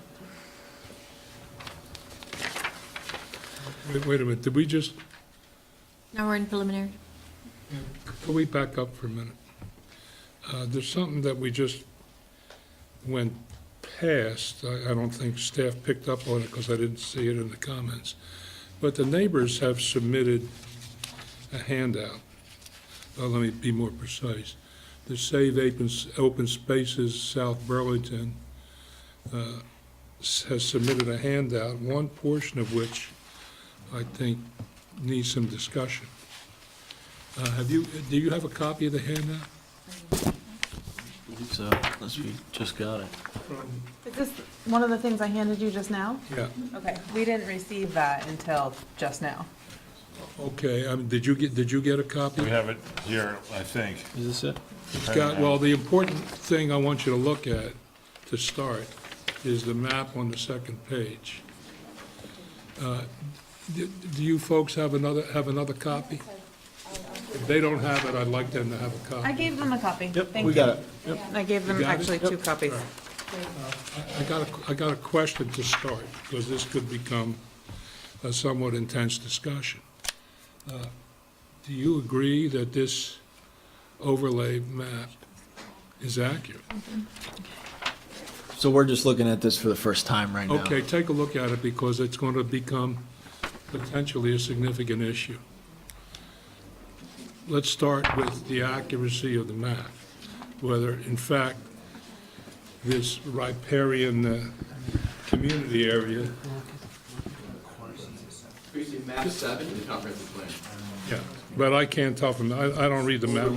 I'd rather know that we have agreement on the basics here before we get into any further discussion. And if we don't have agreement, let's find out why not.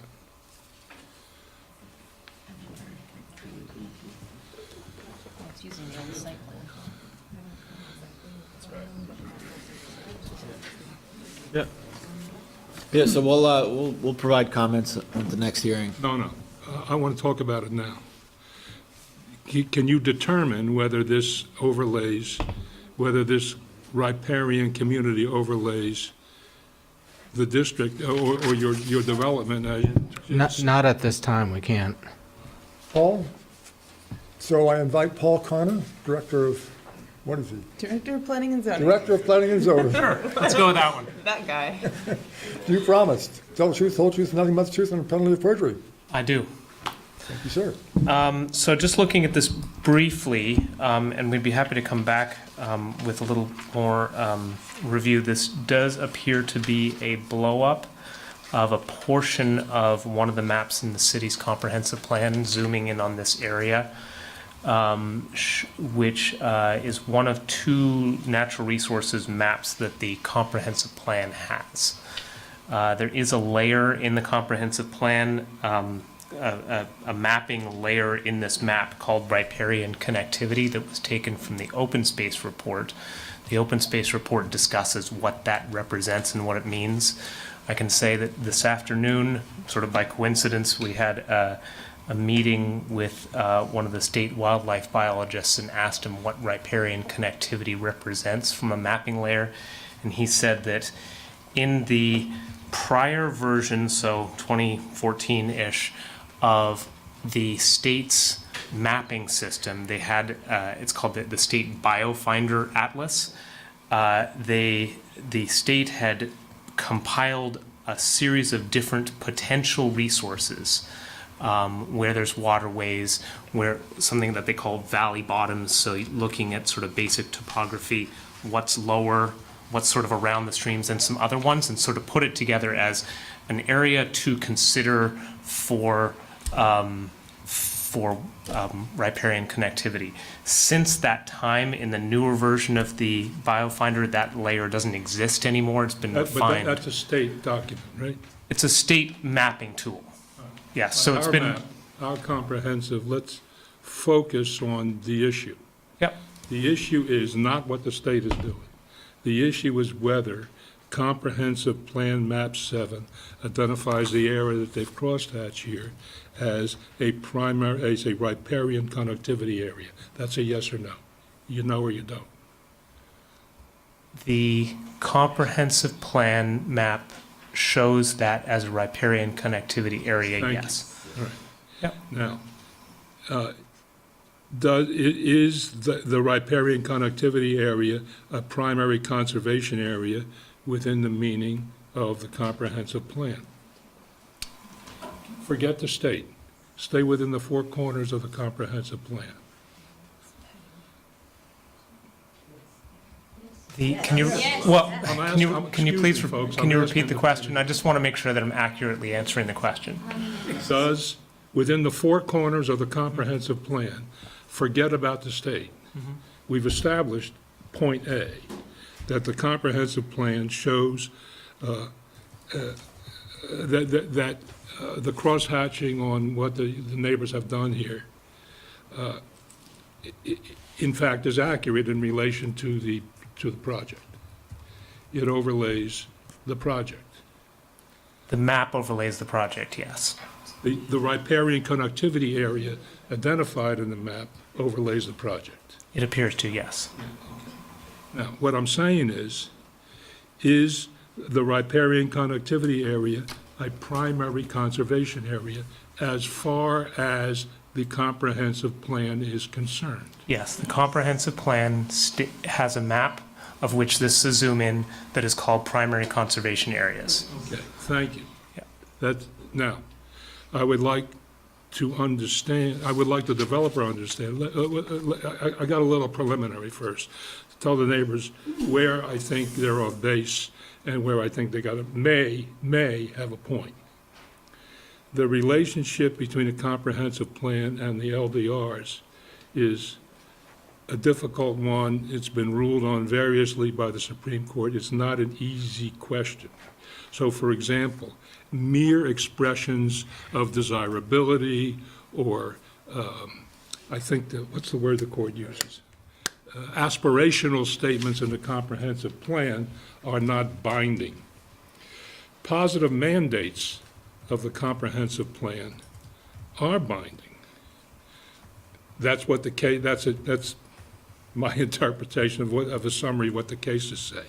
In addition, the theory behind that is that when something is stated in the plan, it only becomes reality when it, for the most part, when it's reflected in a positive command of the LDRs themselves.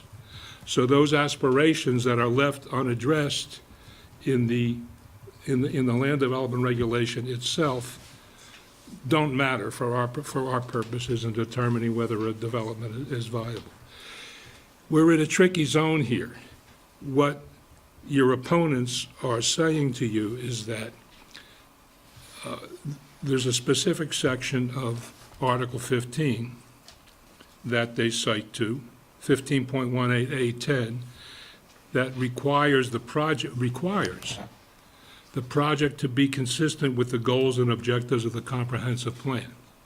Now, let's be clear. If there was a goal and objective of the comprehensive plan, and the LDR didn't say you must comply with the goals and objectives of the comprehensive plan, the fact that it's a goal and objective wouldn't matter.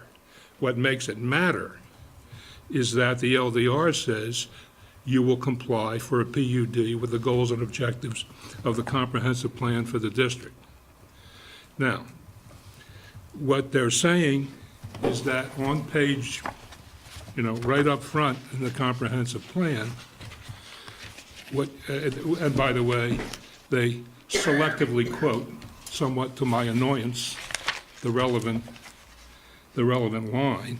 What they say is the comprehensive plan mandates that development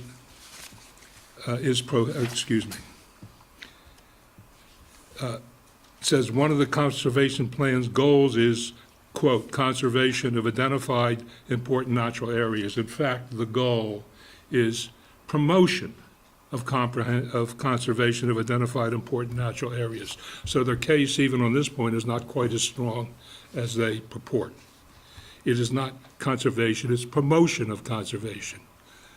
You might think about that when you're preparing your response. Nevertheless, they accurately quote on page 2 of their handout, just beneath the graphic. The above graphic demonstrates that, I'm quoting from them, that a large portion of the Dorset Meadows sits in a riparian connectivity area, which is a primary conservation area. We've established that. That is, quote, off limits to development. And that's what, in fact, the comprehensive plan says. So, I'm not going to make a final judgment now. I'm letting you know you got a serious issue.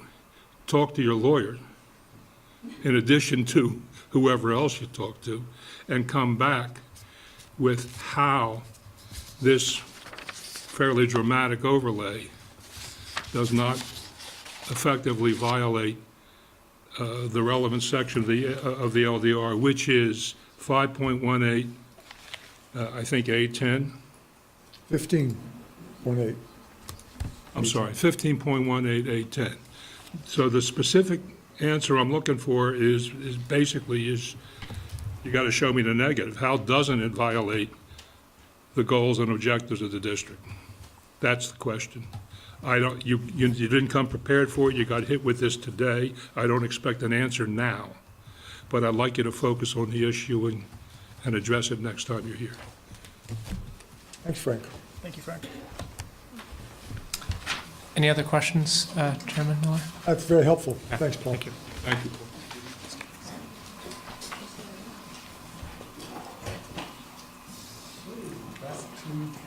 Plat. Documentation of TDRs, you're fine with that? Yep. Number 2, staff recommends the board discuss the issues above pertaining to home styles and determine whether to approve the applicant's request for a side setback waiver.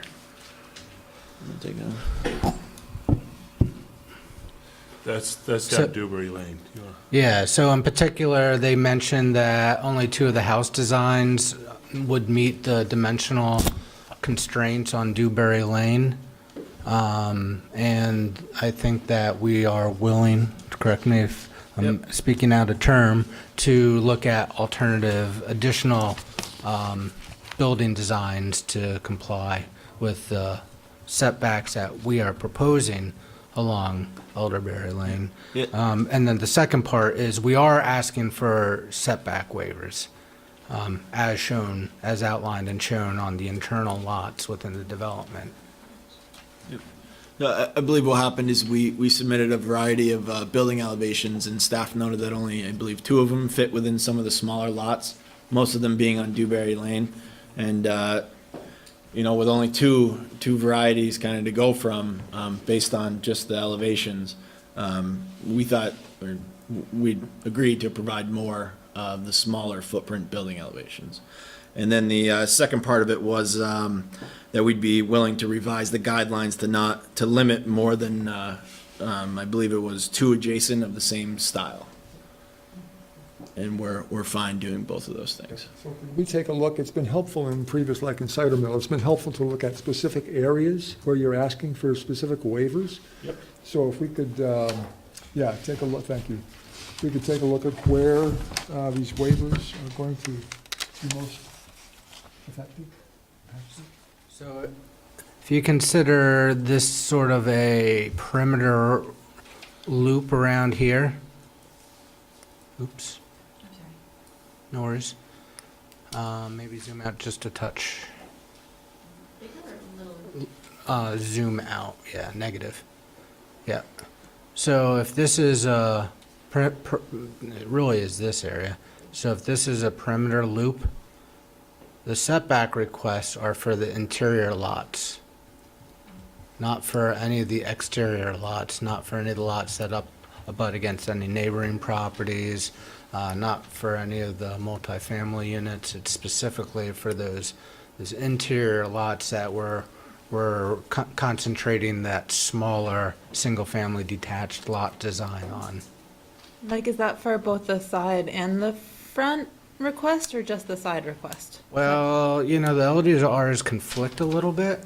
I think, I'm not going to be able to quote it right, but for instance, the multifamilies are requested or in the NR or the village residential district.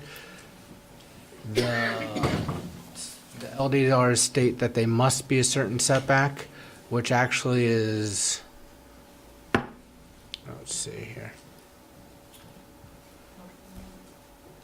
So if you go to the section on the village residential, the actual village residential section in the LDRs. So what's the question? We don't have them We don't have available to internet put on the screen, but we can look at the LDRs if there's. So I believe it's quotes that they must be set a certain distance back from the road, which is actually within the setback that the overall dimensional requirements. Right, so the setback request that was made was for the single and two-family homes to have a reduced front setback of 15 feet. I believe, and I can check really quickly, that you actually don't need it for the multifamily homes within that district. So in our VR multifamily, oh yeah, you did need 20. So you're asking for the front setback waiver to 15 feet for all homes, exterior and interior, and then the side, you're saying it's only within that outer loop, or within the inner loop. That would be accurate. There's mud? Yeah. Frank, Jennifer, you got it? We can clarify that at the next meeting. So they're asking for a front setback waiver from 20 to 15, and then they're asking for a side setback waiver from 10 to 5, but only within the loop road. It's permissible. I mean, you know, if it said 4 feet, it would be not permissible. 5 feet's permissible if you feel it's all right. I'm not going to argue with you. And Frank's right, Marla, right? He said that 4 feet would be impermissible, and 5 feet is permissible. Yep. Okay. Okay, number 3, staff considers that buildings meeting the allowable height of 28 feet should fall below the maximum allowable elevation, but recommends the board include as a condition of approval that the applicant demonstrate that each proposed structure is compliant with the view protection zone prior to the issuance of a zoning permit for each building. And we're fine with that.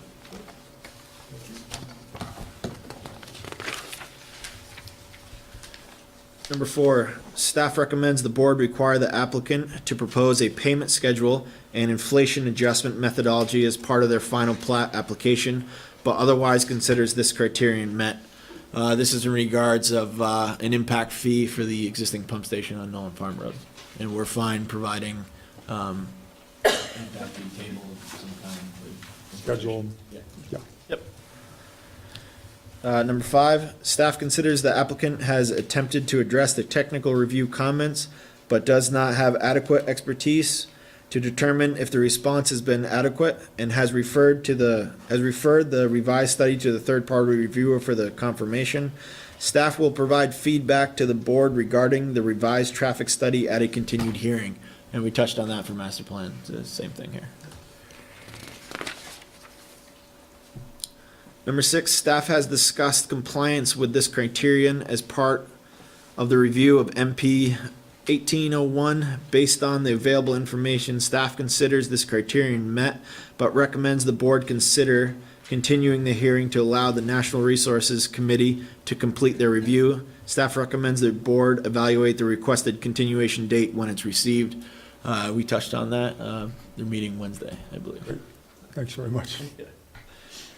Number 7, staff has discussed compliance with this criterion as part of the review of MP 1801.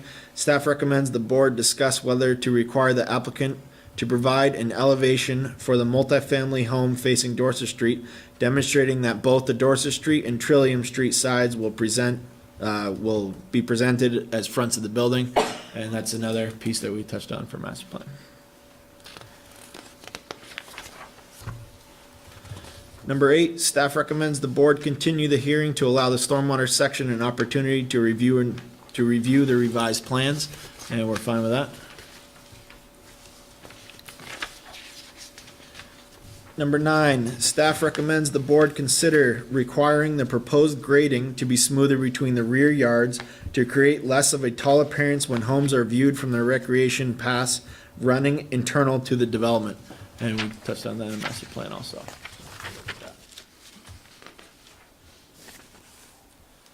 Number 10, proposed electric and telecom lines are not shown on the provided plans. Staff recommends the board require the applicant to submit drawings showing the proposed layout of site utilities, including electric cabinets, prior to final plat approval. Staff further recommends the board require the applicant to demonstrate coordination with the electric service provider regarding general utility cabinet number and location, and we're fine with that too. Number 11, staff recommends the board incorporate the unit design guidelines as a condition of approval and recommends whether the board consider whether to require the applicant to add a condition that limits the number of adjacent homes of the same type. And that came up in master plan. We'll make the adjustment to the design guidelines. So the part about limit the number of adjacent homes of the same type, that's something that the board has done in other projects. I don't know if you want to do that or not. They had a limit of, some number, 18 or 10 or who knows what it was. But, if all those people want to live together, maybe you want to include something that says you can't have more than 2 of the same homes next to each other. Yeah, 2 adjacent, I think, is where we wound up last time. 2 is what we. Yeah. Yep, 2's fine with us. Yeah, sounds great. Number 12, staff considers this criterion met, but recommends the board require the applicant to update their plat plan to reflect the pedestrian trail easement. If you want to go to the overall plan, I can point it out quick. That doesn't show it. That was the problem. Yeah, there you go. There is a proposed easement that's on a different plan sheet. I think it's on the actual plat, not this overall plan sheet. That shows an easement coming along through the NRP district, along the tree line, and then towards north, turns up north towards the direction of Underwood Park. So we were asked to provide an easement, and we've done so. I'll just show it on the sheet. Okay.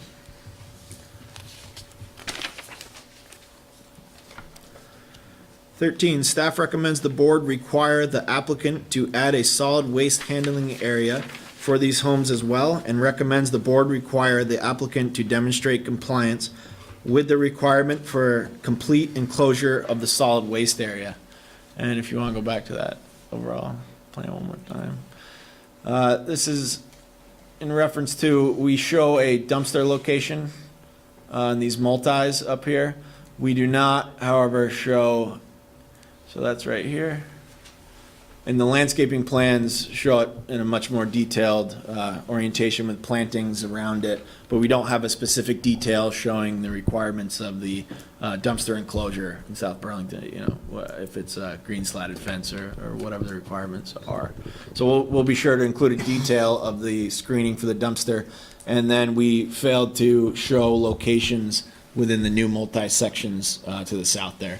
So we'll be sure to include dumpster locations for those units as well. If we do, actually, one of the thoughts were that we might be able to just have individual cans in that area that a truck could pick up from the rear, but that's something that we need to discuss, so. Yep. Individual cans for each unit? Yep. You know, a lot of trash cans. Yeah, we probably would not actually do that. I think we're thinking of dumpsters shared by all the units. So would Three. you have one dumpster for that entire, well, we'll Yeah, per talk about it. unit.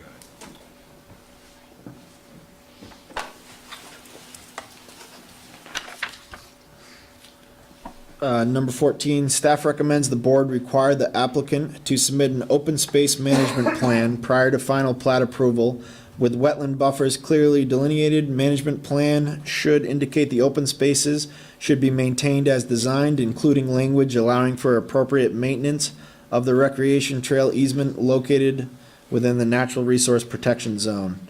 And we'll provide a open space management plan. Yep. Staff considers that it appears based on a review of the layout and grading plans that at least some of the existing mature trees can be preserved within the proposed open spaces, and recommends the board require the applicant to prepare a tree preservation plan showing trees to be preserved. And we will provide a tree preservation plan. Yeah, you mentioned that it's really the trees on the edge, basically, that can be preserved. Yep. I have a question for staff on that point, because it came up in the context of another development the other day. When you say showing trees to be preserved, you mean identify the trees? They've already provided a tree inventory plan. So sorry, they've already provided a tree inventory plan. They do have an inventory. They do, yes. So many pines, so many this, so many, okay. Yep, and they're already identified, so it would just be a matter of saying, and these are the ones of those that have been identified that will remain Right. after the development. Correct.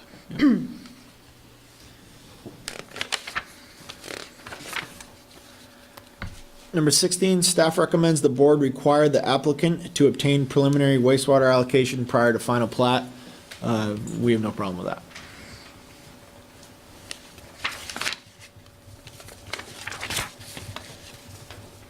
Number 17, staff recommends the board require the applicant submit a draft of the homeowners association agreement describing the management of open spaces as part of the final plat application, and that they require the applicant to clarify which, if any, of the proposed open spaces are proposed to be public and which are proposed to be maintained by the homeowners association. And we'll put together the homeowners documents detailing those specifics.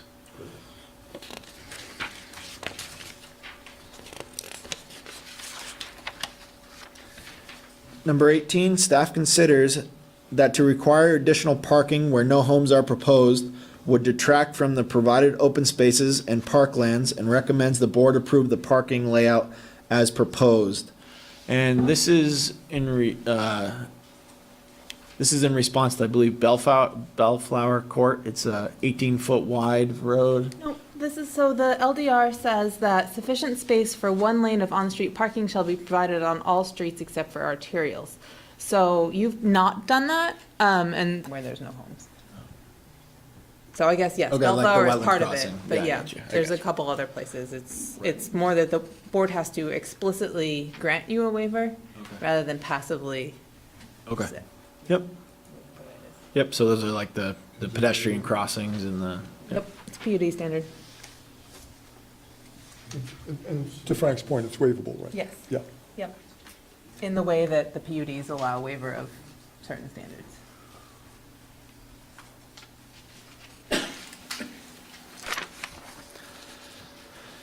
Number 19, staff recommends the board confirm with the applicant whether they wish to seek any variation from this standard, and notes that any variation will require DRB approval. At this time, we're not going to seek a variation, but we're going to look at a little bit more on our side and come back to you at the next hearing with more specifics regarding this.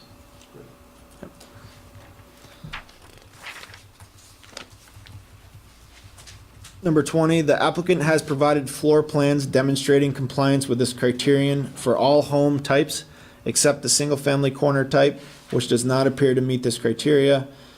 Staff recommends the board require the applicant to revise the single-family corner type. And yeah, it's the garage is accessed from one corner and the front of the home's on another corner. So it doesn't show the 8-foot setback that's required by the LDR. So we'll revise that elevation to make sure it meets the regulation. Good.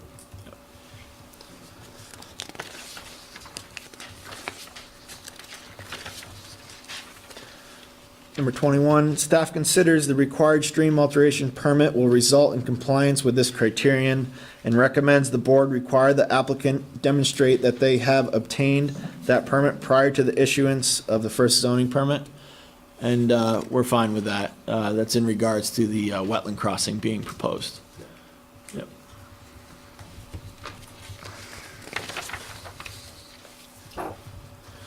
Number 22, staff recommends the board consider whether to require the applicant submit their state wetland permit as part of their final plat application prior to issuance of the first zoning permit for the project. Right, so the option is up to us whether we require it as part of the final plat application or prior to issuance of the first zoning permit. The state wetland permit, what do you guys care? What do you think makes sense? What's your recommendation? I don't have a horse in that game. Exactly, right. So, I mean, is there a practical problem getting the wetlands permit before the construction begins? Before construction begins, no. Before final plat, sometimes Right. it can be, and maybe you guys can speak to that a little bit.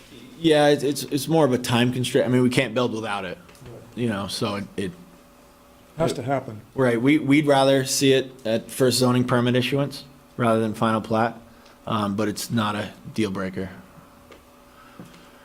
So nothing will be built before you have it? No, absolutely not. I don't care. Right, first permit's fine. Before Well, as You you don't specified, mean- you don't the mean- wetland crossing will not be possible. You don't without mean the wetland. occupancy permit? Yeah. Yeah, so as stated there, prior to issuance of the first zoning permit for the project. Right, right.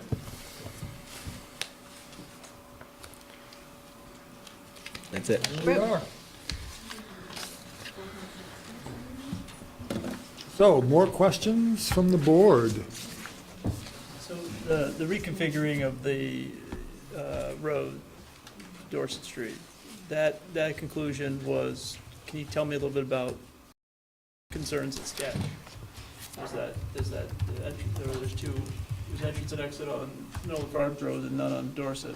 Sure. This change, how does it affect your development, or why did you go ahead and do that, make that change to the Dorset Street entrance? I think we made that based on, encouragement from the board, staff. It was not the first time that issue was brought up, but we knew that we were going to be limited to a single wetland crossing, so. Yeah. And it seemed to, I don't think it negatively affected the project. It changed some of the areas where land was more useful and not useful, but. There was a U-shaped, in the same curb cut as we're showing now at Dorset Street, there was sort of a U-shaped dead-end road there. You might not remember, or you might remember. And that just, it just didn't look right. I mean, it didn't, this just sort of makes sense. So he's kept the same curb cut and brought it through, and it solved a lot of issues. And we were able to. Including that funny road. Yeah. We were able to shift. The entrance road was pretty close to schoolhouse, getting closer to the intersection. We were able to slide that down, provide plenty of clearance from the intersection now coming off Dorset Street. So it made sense for traffic also. So. Now, because you have included high-density housing, can you give us a sense of the price range of the housing units that you're going to be offering? Because affordability is goal number one in our comprehensive plan. So, I'd say, boy, we'd love to stay in the high twos maybe on those. It's really hard to commit to, Sure. We have this ongoing, permit process, for example. But, so high twos, low threes is where we'd be thinking right now on those. And then 4s, 5s, and maybe 6s. once we get into some of the more premium lots. Yep. So nice range. Yep, right. Yeah. Other comments, questions?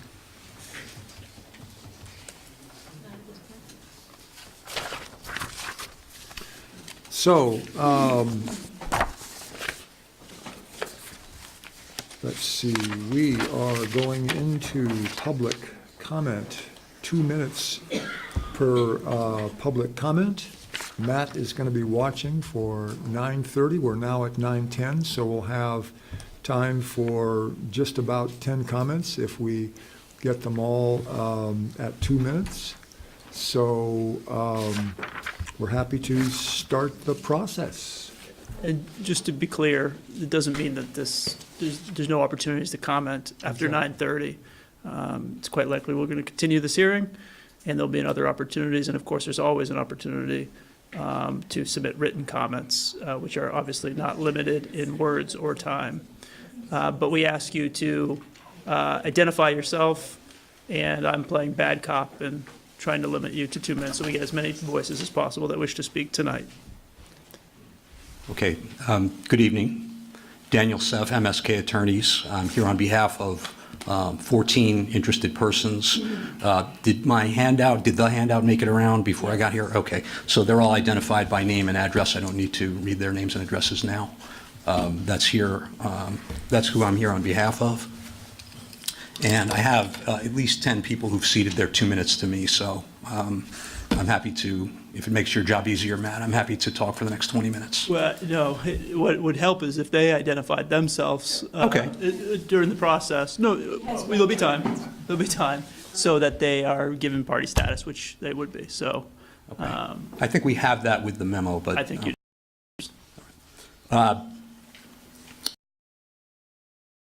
The board looked at and considered my letter of yesterday where I asked that this hearing be postponed in light of the fact that we're imminently about to file a Vermont Environmental Court appeal on whether this board even has jurisdiction to consider these applications. I gather that was considered and it was decided to move forward? Okay. So just for the record, we are here under protest. We don't think this board has any authority to consider a preliminary plat or master plan because the matter never made it out of sketch. So, but we'll take that up with the court. I think Frank at the last hearing suggested maybe the board could benefit from some e-court guidance on that, so we will pursue that. So I was surprised when I walked in and the applicant was talking about dumpster screens. We've got much bigger fish to fry here tonight, I submit respectfully. The LDRs require that a plan unit development be consistent with the goals and objectives of the comprehensive plan. And one of those goals and objectives is conservation of an identified and important natural area. And the comprehensive plan mandates that development is prohibited in primary conservation areas. And if you look at the handout on page 2, you can see that a large portion of Dorset Meadows sits in a riparian connectivity area, which on Comp Plan Map 7 is a primary conservation area that is off limits to development. So Dorset Meadows is not consistent with the goals and objectives of the comprehensive plan. In fact, it is affirmatively and glaringly and frighteningly inconsistent with the goals and objectives of the plan. The developer is proposing and attempting to build in a riparian connectivity district or area which is prohibited.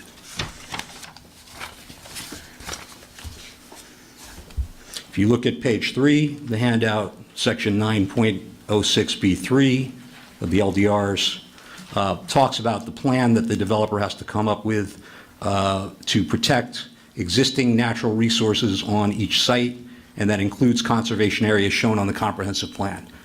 They're supposed to protect this area, not destroy it.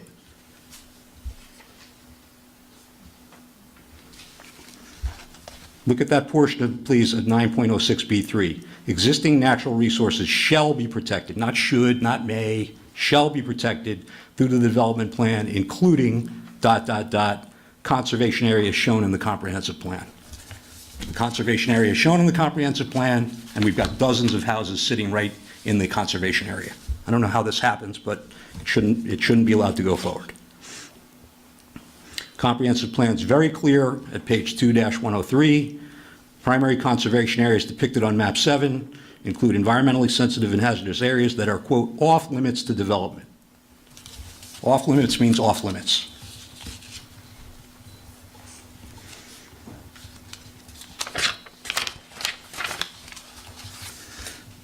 Page 4 of the handout, the comprehensive plan identifies the following goal. This is the first page. Promote conservation of identified important natural areas, open spaces, aquatic resources, etc. So we did talk about this earlier. Frank brought this point up, and Paul Connor is going to be looking at it. So we are going, and he explained that there have been changes in the maps, and so we are going to be analyzing which maps are exactly appropriate to this. So we appreciate you bringing this up, and staff is looking at it. And you are at 5 minutes, which is fine. Okay. I just want to make sure, that other people get a chance to speak. I know people have asked you to speak on their behalf, and that's great. But I don't want to deny the opportunity for someone who's come here because, in 20 minutes I'm going to say, we're going to wrap up. So. I totally understand. I totally agree, and I appreciate that the board has taken the handout and is going to look into it, that we're not going to close the hearing tonight. Is that correct? There'll be other opportunities for myself and my clients to speak at future meetings. So with that in mind, you've got the handout. I think it speaks for itself. I don't need to read it to you. And I'd be happy to yield the floor if there are other people who'd like to speak, unless anybody has any questions for me about this point. I have several, but not before other people who you don't represent get a chance to speak. Absolutely. So if there are people who are not clients of Mr. Seff who want to speak, they should raise their hand. And in fact, Marla raised the point that we should be sure to hear from the committees. So if there are committees, like David Crawford from Natural Resources, if there are committee people who would like to share their committee findings, we've already heard from David, so you're going to meet this coming Wednesday. So if there are other committee members, chairs who would like to talk, we'd like to hear from them as well. Thank you. Thank you. Take Happy care. holidays. Same to you. Thank you. Okay, hearing none. Then, yes, go ahead. Matt, go ahead and call. Yeah. So go ahead and you come on up and sit in the seat. Yep, go ahead. And just identify yourself for the record, and I'll start the clock. I'm Sarah Dopp, president of the South Burlington Land Trust. I may have heard wrong, but I thought I heard that staff, village residential section, sort of flipped them with the neighborhood residential section because of the natural features on the land. I hope I didn't hear that right. And then I thought I also heard something about a boundary line on the west side down adjacent to the NRP, that the boundary line of the development and ergo of the NRP land had been moved 50 feet. Well, I don't think you just move lines around arbitrarily, and certainly I don't think the staff does that. I think we have bodies that consider those kinds of changes. It would help if we responded to that and not give the impression that we did something wrong. Yeah, sure. So the applicant has requested, as is allowed in the LDRs, that the board interpret, it's not move, was it in the master plan comment letter? Can we read the exact language? I don't want to say it wrong. One of the comments? Yeah, the boundary line was in the master one?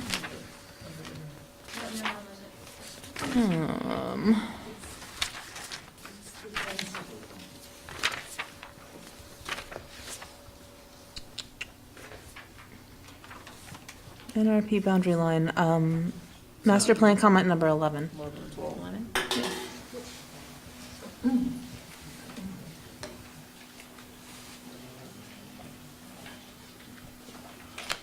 All right, so if you go back up just a little bit to that paragraph above. Yeah, scroll back down, actually. Nope. All right. Can I borrow your LDRs? So the board has the authority to interpret a boundary line within 50 feet on either side of where it is shown on the map. In conjunction with a PUD or subdivision application involving land in 2 or more zoning districts, the DRB may, at its discretion, approve a request to relocate the boundary of the zoning district up to 50 feet in either direction within the area affected by the application. There is some precedent for the board doing this on other projects where the boundary line didn't seem to make sense. It was maybe at the toe of slope and it should have been at the top of slope. It was on one side of the wetland and it didn't make sense. It should have been on the other side of the wetland. The applicant has looked at this and said, well, our interpretation is that it, makes sense to put it at the top of the slope break. In compensation, staff has discussed this with them and said, well, if you're going to do that, we'd like to see you compensate for it elsewhere. So what they provided are some areas that aren't, admittedly, totally clear on this map, but the wedges that Delilah's pointing to right now as proposed conservation areas in compensation for the 50-foot adjustment that they're requesting. And that's in the staff comments. This is all stuff that happened a little bit last minute, so it's not, your question is understood. It's a little not clear, but that is what the request was. Yep. Any other comments from the public at this time? Come on.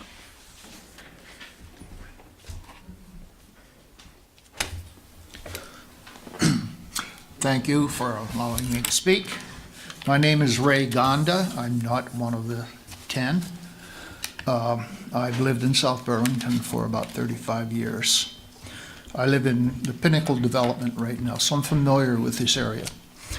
So that's who I am, and I will riparian strip, and I'll explain why I'm focusing on that.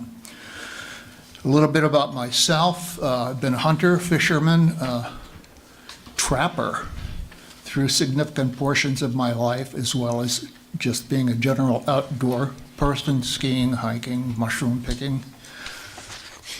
But the trapping is the most relevant experience. When you become a trapper, if you're going to be successful, you have to learn the habits, the signs, the food sources, where they live, how they travel, in order to target that animal to catch it. So I went through that for about 5 years in high school and late elementary school. And so today, when I go out to some place like this, or even out in the forest, anywhere, I look at everything with different eyes than most people do. I see things they don't see. I understand things they don't understand. So I come here not as a credentialed expert, but as a practical expert on wildlife. And in particular, when you're trapping, you tend to follow the streams and brooks. I have personally photographed mink right at the brook crossing on Nolan Farm Road. Mink use that area, muskrat use it. I haven't seen any otters or any signs of otters, but I would fully expect that otters use it too, because that brook connects Shelburne Pond, which has Class 1 wetlands, if not actually classified that way. They certainly deserve it. And it's Class 2 wetlands up around the golf course area around the lake there. The same thing. I don't know if they've classified it as that, but it certainly deserves it. So if I were to go someplace and want to find these animals and trap, I would go to that brook right in that open field, and I would catch muskrat and I would catch mink. Now, I'm not suggesting that people should do that, but I just simply point that out because it's relevant. I know about how animals use that corridor.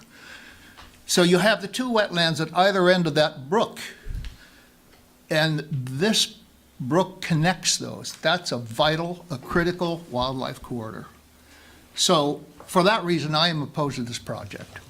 Thank you. Just one more statement.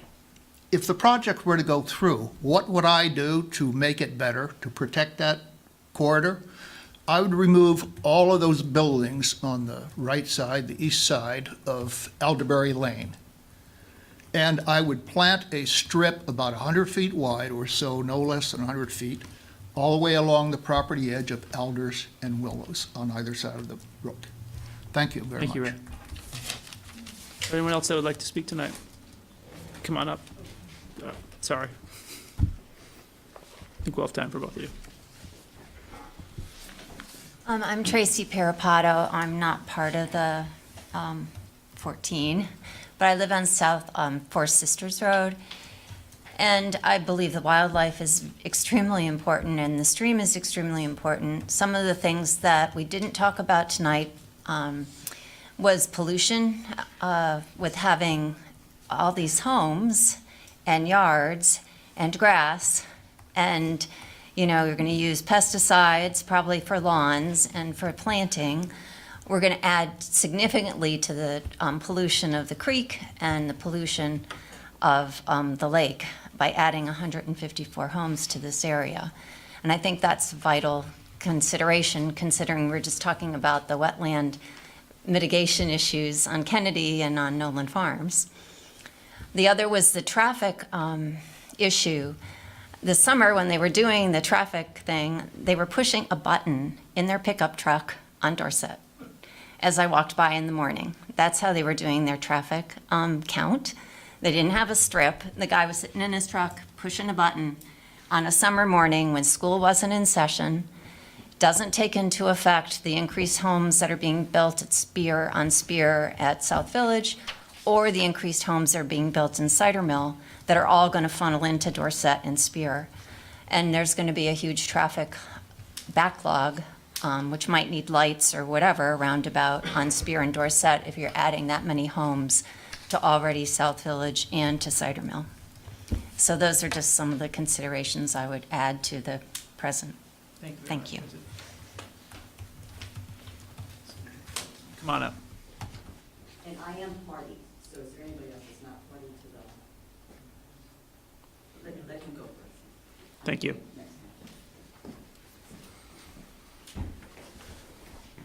Yes, my name is Art Shields, and I live at 1350 Dorset Street, which is right across the street from where the now proposed exit onto Dorset Street will be.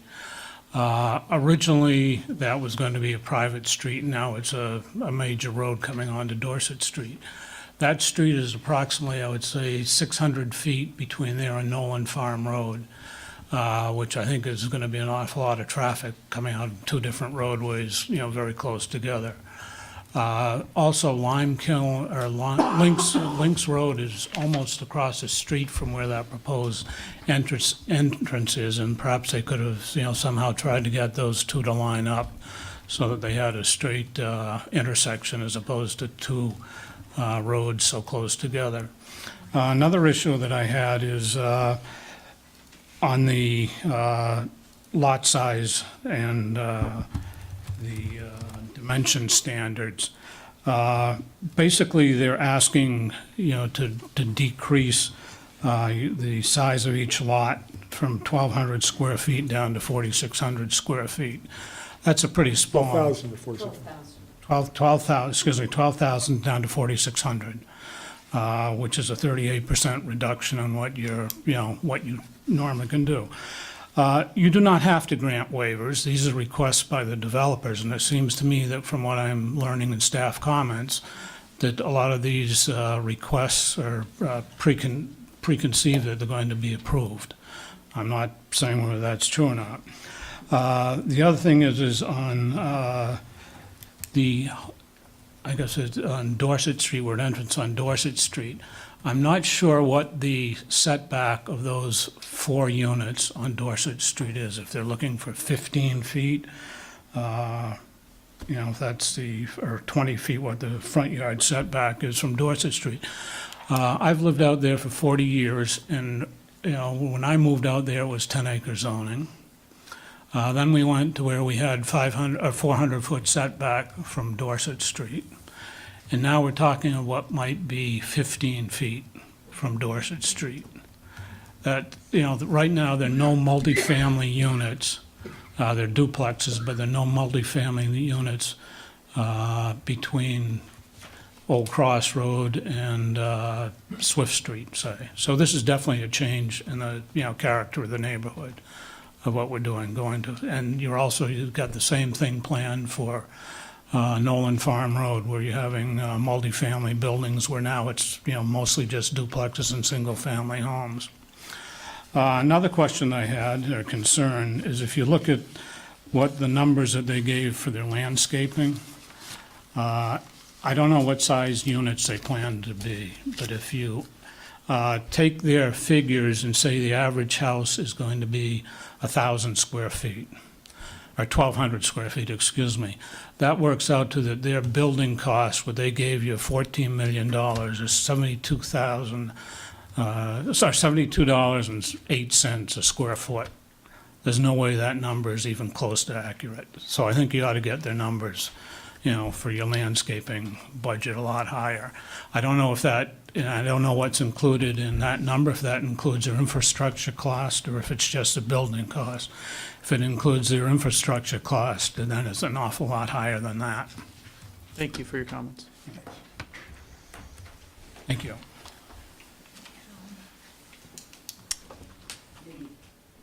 John, you want to come up? Yeah, I'm not part of the review. Could you identify yourself? Yeah, John Wilking. I live at 1437 Dorset Street in a house that was built in 1864. And you can see it because it's completely surrounded up there on the top right corner.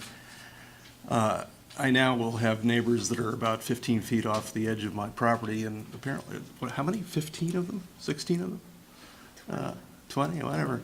This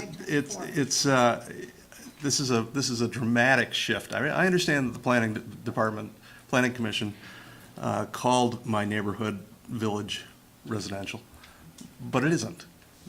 Everybody. This is a vast change in the style and substance of the neighborhood. I think that's fine. It is what it is. But have a little have a little understanding of buffering,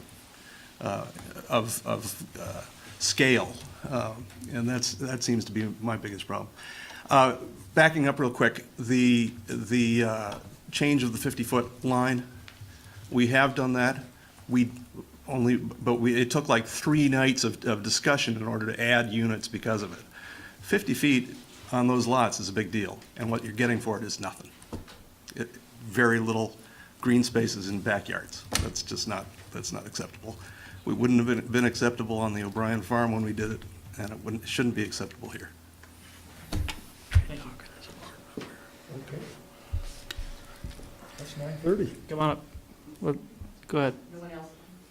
And I'll be very quick. Good evening. My name is Roseanne Greco. I'm a resident of South Burlington. I live about an eighth of a mile away from this. I understand what your role is. You're a judicial board. You have to follow the rules. You don't make the rules. You don't make the policies. I know you have some latitude, to make some sort of subjective determination, but you got to stick by the rules. I totally understand that. I respect you. I want to throw something big at you to consider. And that is, some of the things we talked about here are on maps, they're in language, but on the ground, things have changed because of climate change. Although that is a riparian connectivity area, by the way, there are some wetlands, there's lots of wetlands there, there's also uncommon species there. And I want to speak to the animals, because right now it's not identified as a wildlife corridor, but in reality it is, because we blocked off the other wildlife corridors and built over their homes. Anybody that lives in that area can tell you, we see bobcats, we see coyotes. I mean, Ray talked about the mink. I was with Ray when he saw that, and we got raccoons and opossums. That's where they go because they can't go where they used to because there are houses there. I just want, in your head, remember climate change. Remember the balance of nature. As we destroy their homes, we destroy them. We had a big influx of rabbits this year because their predators are gone. We're killing them, and we're eventually going to, I believe science, are going to kill ourselves. you know, we want to get off of fossil fuels, we want to reduce our energy input. Doing that, massive amounts of fossil fuels being used, a massive amount of impervious surfaces that will go into the wetlands. The wetlands are there to purify our water. The fact that they maybe, I don't know what it's classified as, but wetlands are valuable no matter what class they are. The more we pave over them, the more polluted our water becomes, the more polluted our lake becomes. We're all connected. So please keep that in mind as you make your subjective determinations where you are able. Thank you. Thank you. Okay, we're at 9:30. I'd move that we continue this hearing. And I move that we continue it to, I had a cheat sheet here, tell me the date. 15th was full. Yeah. January 15th is Matt, full. I'd like to say one thing. Oh, before- yes, I'm sorry, I haven't made the I motion was yet. going to get to this through a series of questions to Mr. Seff, but I don't want to take the time, it's late enough. The objection, I hadn't plowed all the way through the memo when I spoke last time, but the objection I raised before is the weaker of the 2 points. It's not bad, but it's the weaker of the 2 points raised by Mr. Seff. I suggest you look very carefully at that handout and definitely talk to a lawyer and come up with a legal argument that counters the points made in Mr. Seff's memo. Come up with it for us. Right now, I will vote against you on the grounds, almost the grounds set forth in Seth's memo. But I'm open to hearing a contrary argument on the points that he raises, and I hope you'll take the opportunity. All right, we're looking at dates, January 29th or February 5th for continuance. Laura, preference? I don't have a preference. For whatever we do, we are probably going to do O'Brien Home Farm on the other one. Okay. So do you guys have a preference? January 29th, February 5th? They're a week apart? 29th, yeah. 29th? Okay, I move that we continue. Give me the numbers. I move that we continue. MP 1801 and SD 1829. SD 1829 and, I'm sorry, what did you say? And MP 1801 to January 29th. Second. Been moved and seconded. We continue these to January 29th. All in favor, say aye. Aye. Opposed? Abstain? Thank you very much. See you January 29th. Thank you. Take care. Happy holidays.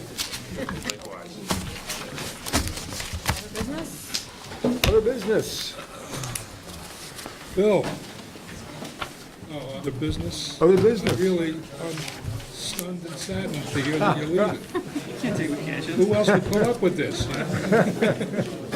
Jennifer had a good idea. Hopefully Matt will put up with it. Official meeting closing then? Yes, official meeting Every closing, week, we drop 9:37. off. I'll be next. But it's you, Craig. Craig stands alone. No, not me. Wrong time.